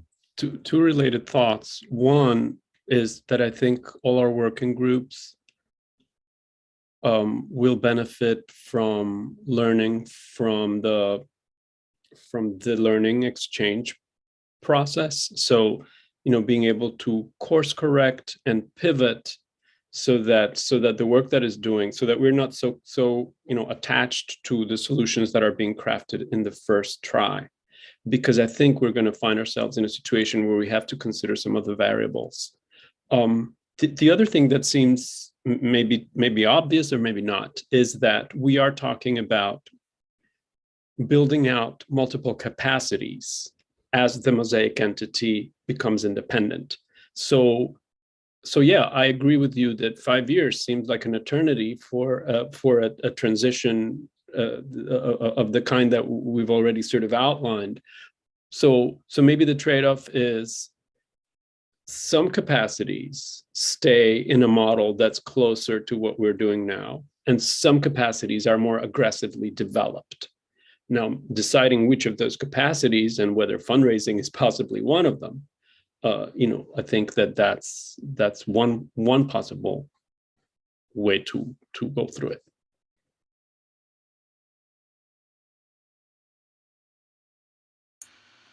I want to just chime in something that's coming up for me. I really appreciate the points being made around, you know, a 5-year, right? A 5-year commitment. But then like not feeling like we have to get stuck to it. And just something that's coming up for me that we were working through with the evaluation committee is to say that we wanted to use a consensus decision-making process, right? But that's actually really lengthy and time-consuming, and building one out takes time. So we built a temporary consensus decision-making process for a single meeting to make a decision. And that's a really tiny example, but I think we could zoom it out to say that what are things to do now, and then view them as temporary, right? And then maybe they get adapted and transformed and build in something different, or maybe it's a different direction, but like allowing temporary processes and structures to be in place. So piggybacking on what's being said here. Susan? I just want to express my admiration for the thoughtfulness with which the participants are approaching these really, really, really complicated matters of trying to start something for full cloth from scratch. I also know that Salem is probably too modest or too discreet to talk about the amount of time that she has had to put into administering the Mosaic Fund. So that if you are going to have something that is autonomous without the backdrop of the facilities of a New York Community Trust, you are you really will need to set yourself up for an administrative structure that's not existing. I'd also really hesitate jumping into the 501c3 model, as thinking that it'll be easier to fundraise in that way because there are so many other barriers in establishing a 501c3. So this notion that I've just heard for the first time of a 5-year transition period really just sounds exciting to me and thoughtful. So thank you all. Yeah, thank you for that. Yeah, and again, shout out to Salem. We've done a lot of thinking and budgeting around Salem's labor. Quite frankly, there's no other way to put it, around the number of hours and unnamed dollars that go into the work that she has done as an administrator and as the chief fundraiser. And so we must forecast and budget for that role, absolutely sweat equity, and acknowledge how we've gotten to where we are without that, with just Salem. So again, shout out to Salem. Give it up for Salem, y'all. Yes. In response to Regina's question, the vote on April 28th has been postponed. So the voting process is under revision at this moment, given the fact that our conversations will need a little more time before we can actually make decisions. We have designed a kind of online voting process that would be conducted on the online portal. But since we don't really have very clear and sort of comforting options to choose from at this moment, we're not even going to go there until we do some more of this work. Yes. Sorry, I'm going to read Kaisha's comment. I'm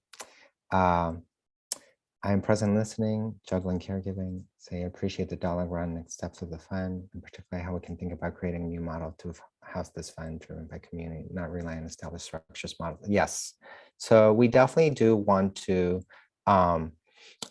think about this. Because you are staying back in here, I would like to make sure that we're addressing and providing you with as much information as possible about the working group's progress. I wanted to share with you a working draft of a budget so that you also understand what this budget is. And then Ariel, if you have time, I thought maybe you could share some of the programming working group sort of work that has happened recently.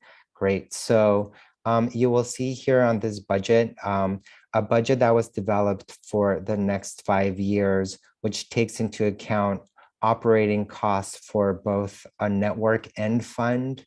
I am on the proposed budget tab for Pot 3A, and I'll just go budget line item by line item, starting from line 6, which is the first line is for personnel, which would include for a network coordinator like Salem to really administer all of our activities, in addition to IT coordinator and a fundraising specialist, because so many of our network members have raised concerns about how we're fundraising to support this work.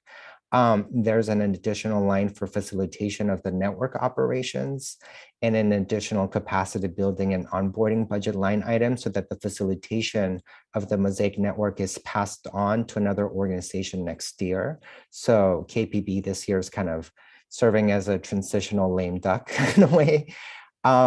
There is additional budget line items for steering committee and additional line items for in-person events, hopefully something like an annual convening so that we can meet at least once a year together, in addition to professional development or enhancement support activities, which are either peer-led or coordinated with funders so that we can develop technical competency skills that are necessary as members of this space.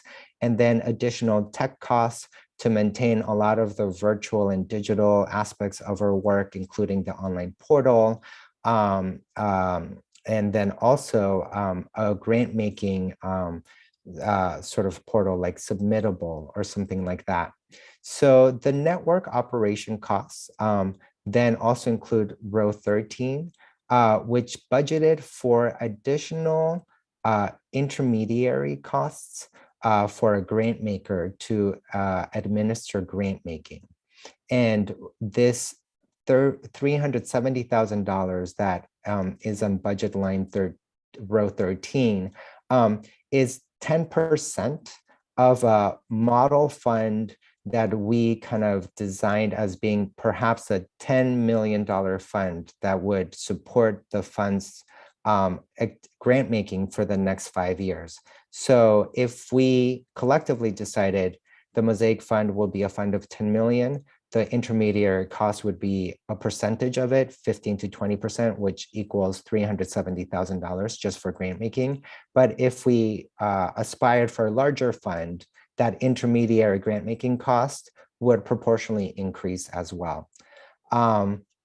So this is the way our current budget has been modeled, but we will continuously revise this, but it is very hard to budget for multiple organizational models of the Mosaic Network and Funds. So hopefully coming to a clarity of what kind of organization will be next will allow us to work on the budget and revise it after. So that is the budget as where it is now. And maybe I can pass it on to Ariel. Oh, but questions. I see questions. We have 1 minute left just to give you all time. Okay. Yeah. Hi, I didn't understand line 13, the intermediary funding. Can you explain what that is? Yes. I understand how you got to that number, but I don't understand what it supports. So if you go to the tab called intermediary funding costs of pod 3B, you will see where those numbers kind of look like. So we divided the 10 million as $2 million regrants per year between 2023 to 2027. And at the top, you'll see $200,000 allocated for overhead, including staff operations. There is another $40,000 for direct costs for panelist fees and $30,000 for evaluation consultant fees. The fact that we're modeling sort of like a typical grant making process in the budget is actually kind of turning some people off because it's not really creating a new way of funding and making grants. But this is sort of something that we designed with input from intermediary organizations that were in pod 3 over the winter. I think my confusion is just that line 6 seems to have the personnel, and then the Our overhead breakout is rooms also are closed, guys. Sorry. So just want to let folks know that the whole group is joining us now. There's never enough time for these types of discussions, but thank you all for being in the main room and staying in the main room. And please join a working group. So welcome back, everyone. I hope your time in your breakout groups was generative.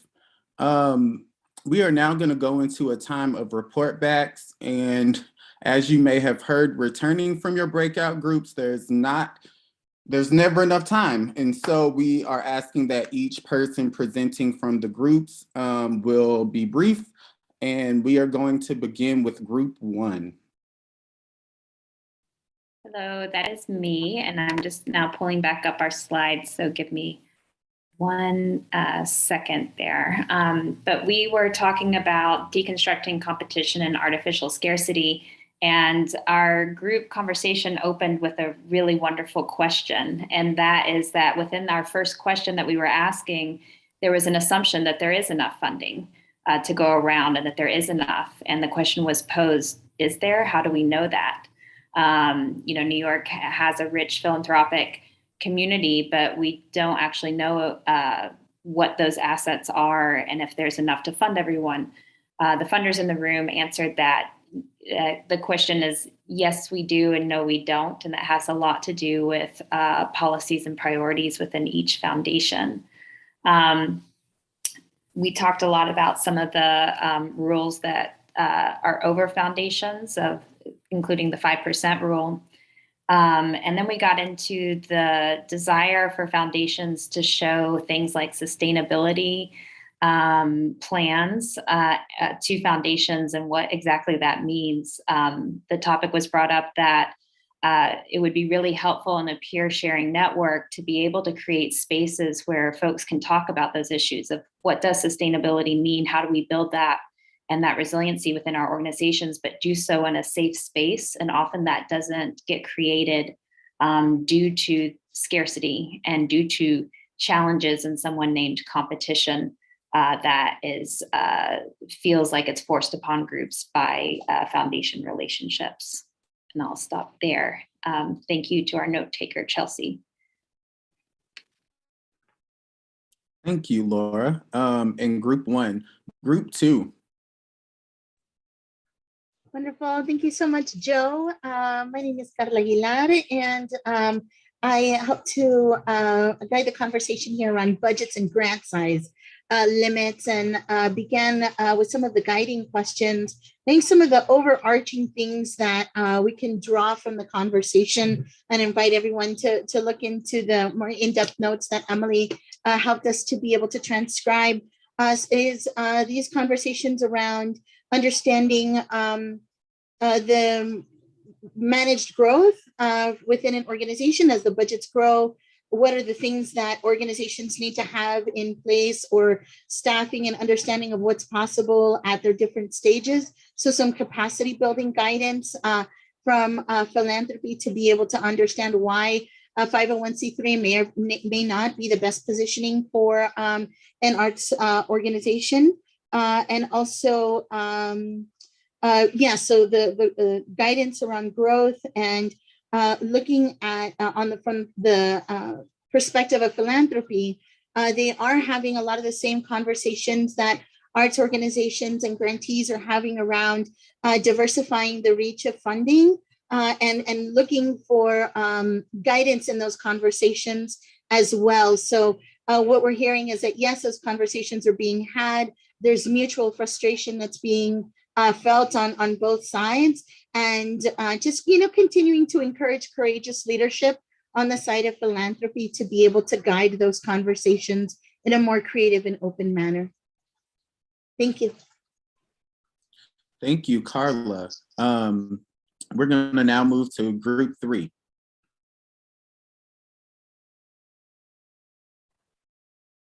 Great, thank you so much. So we talked about deconstructing arts and funding practices, and we had a very interesting conversation.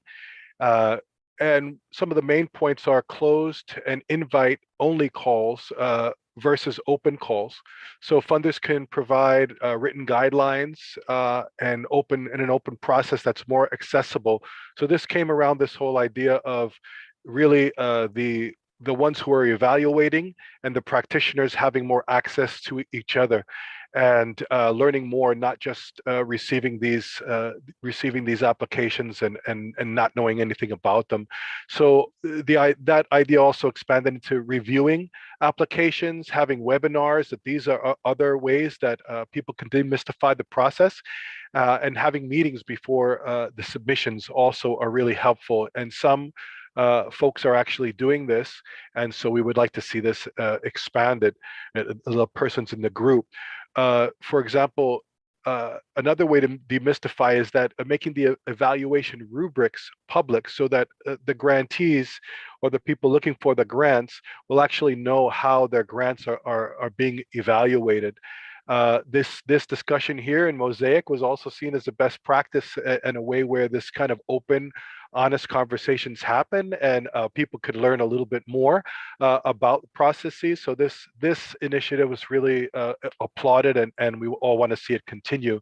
The idea of numbers, that quantitative data, is not always the measure of impact, right? And can the impact be measured in another way? And finally, I think when practitioners reach out for grant making to grant making organizations, they're told they have to be invited. So how can we learn how we can be invited and how we can get into the process? I think that's another area that needs to be demystified. And the paper-only evaluations, David Martin touched upon having the reviews done by people who are actually culturally competent. And we've seen some examples of that in other initiatives as well. And then finally, thank you very much. Sorry, Okay. we're gonna keep it moving. Group 4. All right, thanks, Joe. So we talked about the lack of transparency in institutional change in foundations. And we talked about how sometimes the board of the foundations, the trustee board, it can be actually more progressive, and it's the staff who have more trouble operationalizing justice. And transparency can be hard for foundations and grant-making entities because they don't want to make mistakes, right? And so we talked about how it needs to be okay to make mistakes, and we also have to give grace to people who are willing to make mistakes. And there's just a lot of different ways to make transparency more palatable. When we give grants, make foundations more representative of the communities they serve. So any new program that is started should start that conversation with the community that is trying to fund. Have multiple staff members in foundations who have the language and the understanding to do the work together. Don't let that one token person of color in the foundation do all the work. Have more formal evaluation frameworks and metrics to measure a foundation's work against its own values, right? And how their DEI statements and Black Lives Matter statements are being lived up to in their everyday operations. And make funds more transparent. Who are they giving money to? And where are these grantees based? If they make any institutional changes to the way they decide on grants, report on them transparently. So those are just some of the highlights of our group.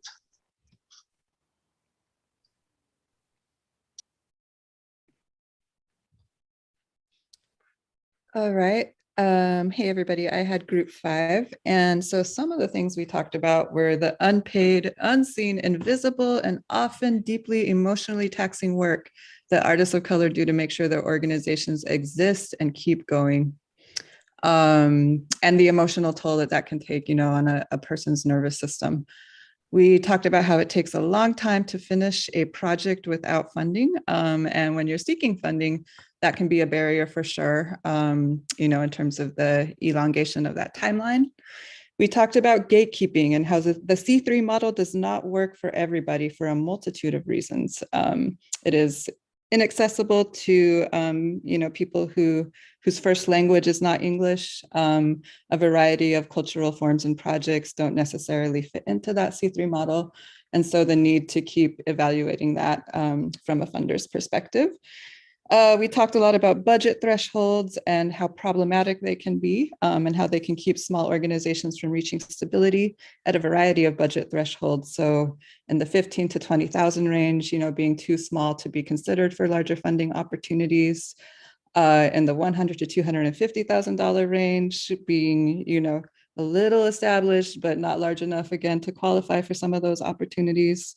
And then when you finally reach over $1 million, being cut off of opportunities that are for organizations that are under $1 million. So what can philanthropies really do to interrogate that internally? And then we talked some about different measures of success and values that drive the work for small arts organizations of color. So particularly community centered work. And there's a lot of other notes on our slides full of really rich information. And I thank my group for such a rich conversation. Thank you, Cherry. And we're going to move to group 6. Thank you, Joe. Yes, Group 6 here. We were talking about deconstructing arts funding practices that uphold anti-Blackness and reinforce a racial hierarchy. And so in our group, and thank you, Beryl, for taking our notes, we were just talking about, what happens when there are isolated requests, when anti-Blackness is upheld with grants that are open to all people of color, and what happens when you're rewarding funding based on demographics of the applying organizations. So how is that a hierarchy system as well? And then, of course, the 501c3 status and how that impacts BIPOC organizations. And the racial hierarchy questions from funders that solicit different applications and evaluation metrics based on anti-Blackness politics.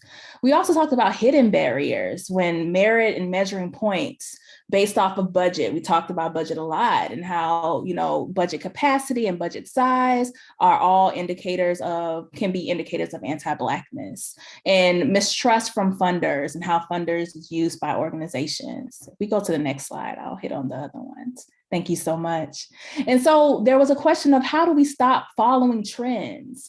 So when trends are given to communities and they are based on structures that are anti-Black, how do we stop following those? And when funders hire BIPOC candidates in leadership positions, how does that affect us? Is it beneficial, or are they being a part of the machine? And so we talked about that a lot.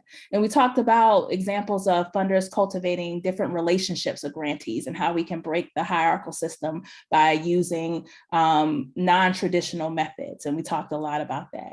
So thank you, everyone. Thank you, Group 6. And those are a couple of our rich notes for today. Thank you, Amini. And so we're going to turn it over to the folks who stayed in the main room and those who were joining us by the live stream in the online portal. Great, thanks. I'm going to give our summary. We did not take notes on a slide. We engaged in a really rich discussion about the work that has happened to reimagine the future of the Mosaic Network and Fund beyond 2023. And we talked about the working groups that have been formed since the work that we engaged in between November and February. There are 5 of them. And we heard from our working group leaders about the work that they've done so far. We talked about the timeline that has been articulated for envisioning the future. And folks got really excited about this idea of a 5-year sort of period to reimagine and try some things, experiment with some models, really interested in the comments and the perspectives around forming a 501c3 or not, and the alternatives to a 501c3 sort of iteration for the Mosaic Network and Fund. And lastly, encouraged folks, which I will do here shamelessly, to join a working group. It is made of a wonderful mixture of facilitators and funders. And we noted that we need each other, that there's information and resources and knowledge that funders have that we need, and practitioners as well, that we each bring areas of expertise and knowledge. And it's a big party that you should join. So thank you all for those of you who are able to stay in the main room and learn more about the work that's happening. And if you didn't, please reach out to us about either joining a working group or getting some resources to just shore up on your knowledge. Thank you. Yes, and so we hope that this is fodder to continue the conversations. If you haven't done so, join the online portal where these conversations are sure to continue. And now I'm going to turn it back over to Toya and Kyung, who's going to lead us into a group conversation. Great, thank you, Joe. So just as a reminder, today's session on deconstruction is to identify the malpractices that are not serving our community and marginalizing others. We've just heard from our breakout group report backs, the many different ways anti-Blackness, budget limits, and all other kinds of grant making sort of malpractices are creating harm in our community.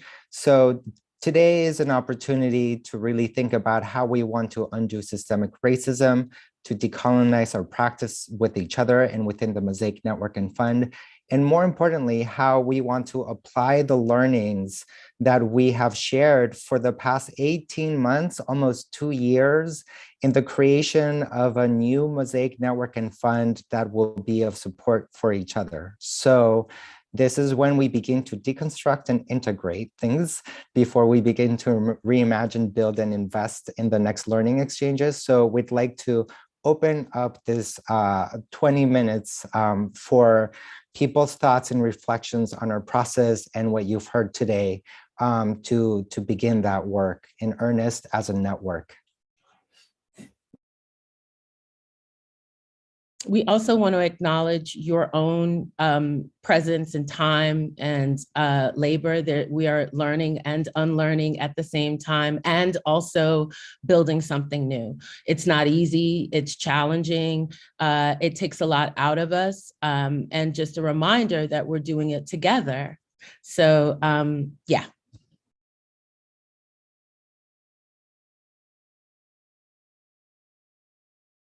I can start by saying that I really appreciate these meetings. I mean, I look forward always to having these conversations with you, because I think that we can, right now, we cannot exist without a network and fund, that we have this space to talk with funders, but also other small organizations and big organizations that are doing interesting work that we can collaborate with, and that we can get exposure, because exposure is golden. If we don't expose ourselves to, other stuff that we're not really acquainted with or comfortable with even, we don't learn. So we just stick with whatever we know, and that's our comfort zone. So that's one of the things that I'm taking from this.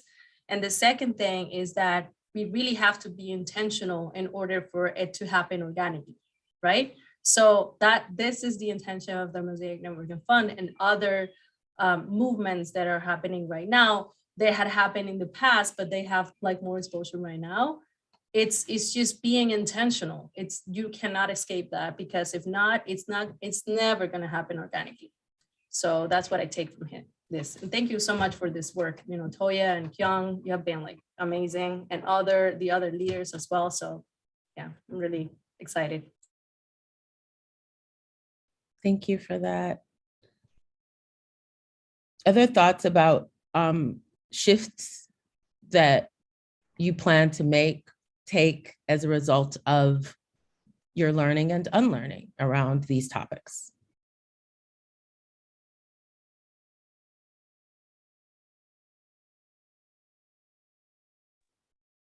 Go ahead, Juan. Oh, sorry, and then Sorry. Juan, Marlene. I'll keep a stack in the chat. We rhyme, it's okay. I heard one time somebody say, somebody asked the question like, I want you to imagine the end of the world, right? And everybody had their own version, right? And then somebody said, now I want you to imagine the end of capitalism. And that was harder to do. And so I've sat with that for a long time. And then I always said, well, you know what? We got to do these things and all this stuff has to happen. We can do it. And being here is dope, because I no longer have a hard time having to imagine those things. So I think we all had in our mind, this is what change looks like. And then now seeing it and being around to see it is dope. So that's my shift. My shift is that it's no longer just a dream, but I'm seeing it and I'm in it. And that makes all the freaking difference. So that's allowing me to yeah, I saw it yesterday. I was here Thursday and I saw it. It's gonna happen. Whatever that takes. So just that little thing alone, I want to share that. I think that's something that makes sense to me. Yeah. Thank you, Juan. Marlene? Yeah, hi, Marlene Ramirez, also like Sorry, Juan. Marlene. No, it's okay. And no, I just, something tiny, but maybe not so tiny, that part of what this network has done since it's artists, arts organizations, funders together, the reminder that funders are there as human beings, oftentimes like trying to do the freaking work themselves in structures that might not be, that they might be, you know, like banging their heads against the wall with, you know, so just that sort of reaching out. People are truly trying to do better, or some folks. So it's just good to have a network where folks can get together across silos to see each other in our full humanities, and to, you know that we're there for one another. So thanks for that. Thank you. Makara? Oh, yes, thank you so much. Just in thinking about some of this discussion, and as you know, funding is moving towards communities, you know, BIPOC, Alana, that we also remember a couple of things, that idea of flexibility, and there's not a one size fits all solution. I think that oftentimes what I've been seeing out there in the funding world is that in an effort for some funding organizations to seem like they're keeping up with the times, they'll contract with people, and those people of color that they contract with end up becoming gatekeepers, and that it's almost like a tokenism where they're seen as the experts. I think that we have to always remember there's a wide range of experts out there, and there's a lot of different perspectives on topics, especially when it comes to identity and how people identify in a post colonization context, where we're not really post colonization, but we're attempting that, and so I just wanted to put that out there as well, is that we should also remember about that flexibility, and that it's not one size fits all. Thank you. Thank you. Wonderful reminder that we are in process, which can be messy and not fun, but necessary.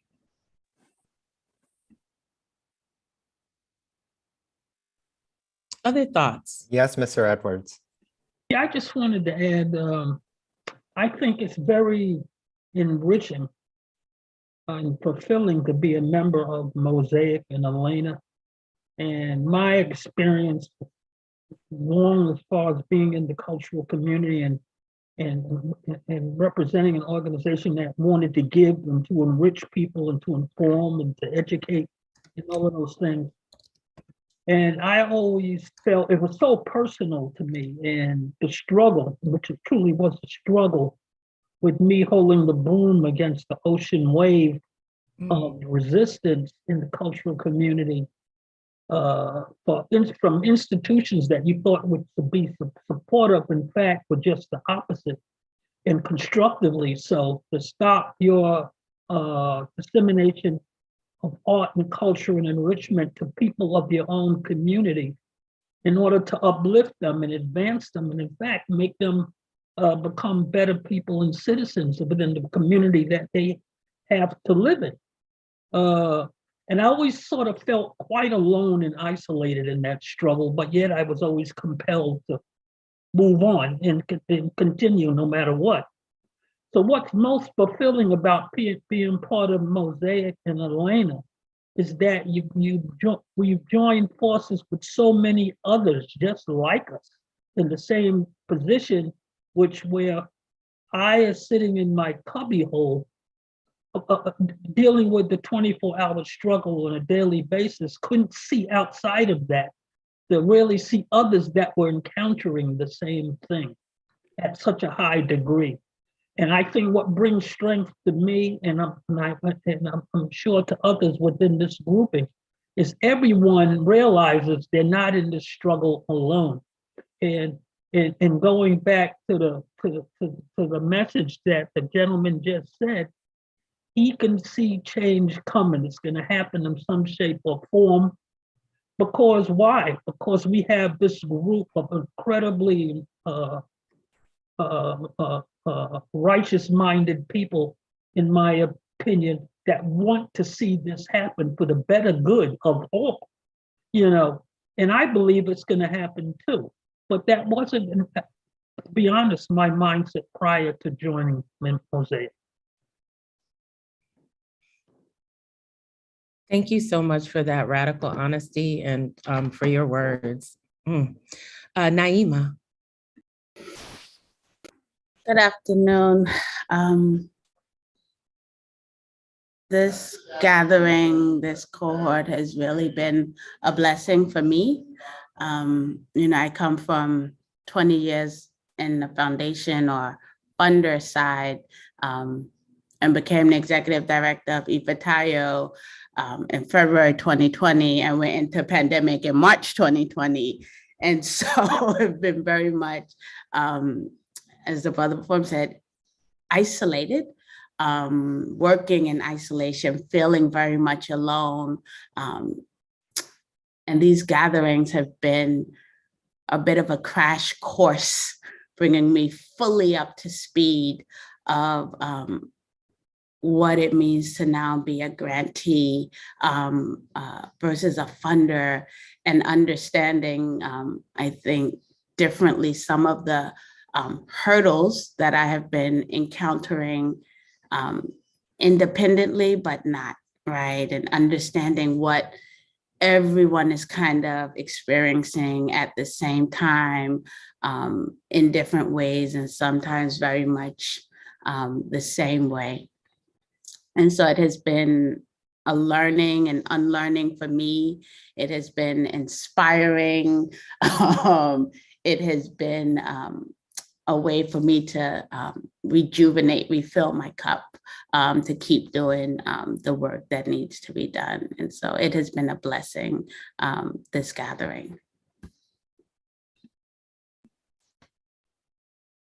Thank you for that. I can't see who's stuck next. We have Young Soon next, then Marilu. Hello, everybody.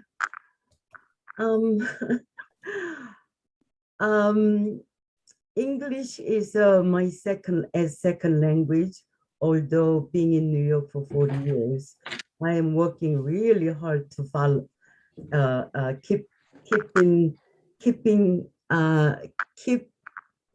and following up. When Mosaic Network created to support the Alana Group in 2019, I was truly thrilled. And after all these 2 years, it has been incredible. And thank you, Gang, thank you, Toya, all leaders and funders. And this has been amazing experience and learning, as well as being involved with this group. Being an Korean American, although here for over 40 years, is still being like a minority, but it belongs, this group has been incredible. A lot of learning experience, and also sometimes it gets really challenging for slicing time and try to keep, because daily operating and continuously creating, writing grants and continually presenting festivals. It's really challenging task, but it is incredible. And I thank you so much for all of you and our leaders and our funders, and looking forward to continuously working and learning. And thank you. Thank you. Thank you so much, everyone, for all your beautiful words and feedback. Marilu? Well, thank you to everybody. It has been a journey, a beautiful journey. We have learned from each other. We have seen ourselves at a level that I don't think any of us have been before this whole journey, pre-pandemic 2019 at the Sugar Hill Children's Museum, where I met one of our supporter, and I see that she's always there with us, Maureen Knight. I feel that I have reached a level of understanding and appreciation of all of us and also of our funders. And I feel for them, and I also feel for us. And I think that we are the ones to gain from this experience from both sides.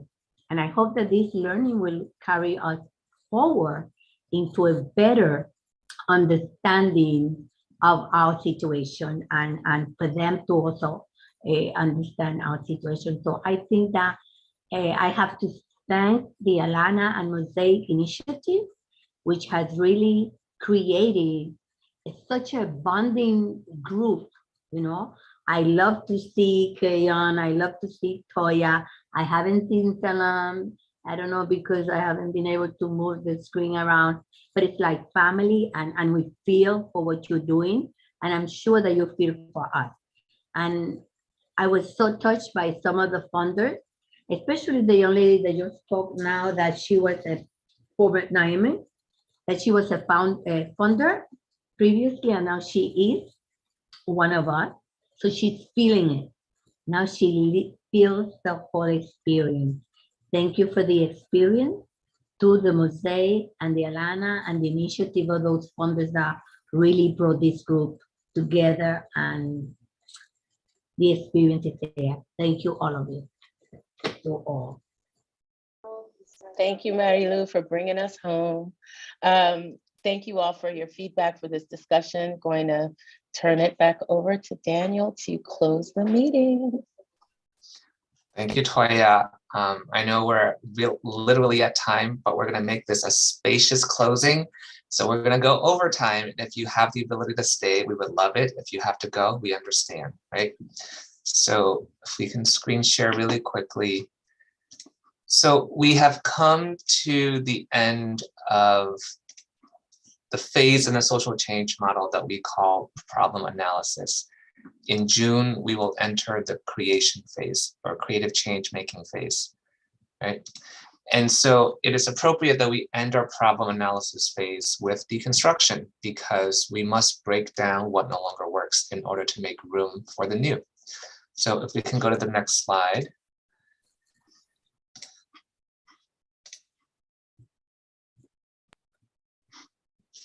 All right.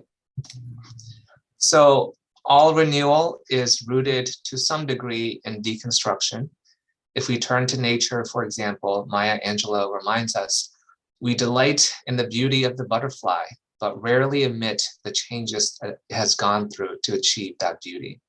And that kind of transformation takes courage. It takes courage to admit when you've been wrong, when you've made mistakes. It takes courage to break down what you have spent years and decades building, right? It's an often unpleasant process, but we need to go through that process of deconstruction in order to grow and renew. So I want to lead us all through a closing ritual in which we offer a blessing of courage. In the spirit of deconstruction, think about what courage is calling you and calling us to deconstruct at this moment, so that we may begin our renewal. And you can share in the chat or say your blessing live. And I would love to have a few brave volunteers share their blessings.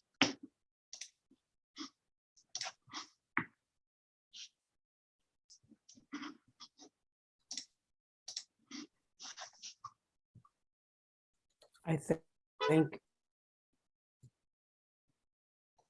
Who was that? The Mosaic. All right. My mindset of filling my and allowing me to just be fully just that without in silo. So okay, we're having trouble hearing you. And people are sharing their blessings in the chat, which I love. Kibra says, may we have the courage to forgive the ones who wittingly and unwittingly have created harm. Right. Sarah says, may I have the courage to continue to make time for learnings that challenge the need to be productive.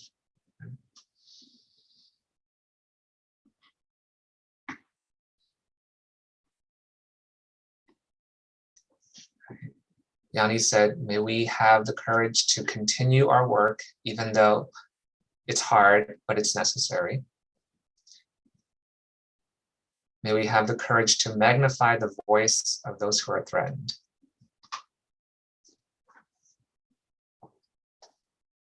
Lisa says, may we have the courage to take risks, to make mistakes, and also to learn from them.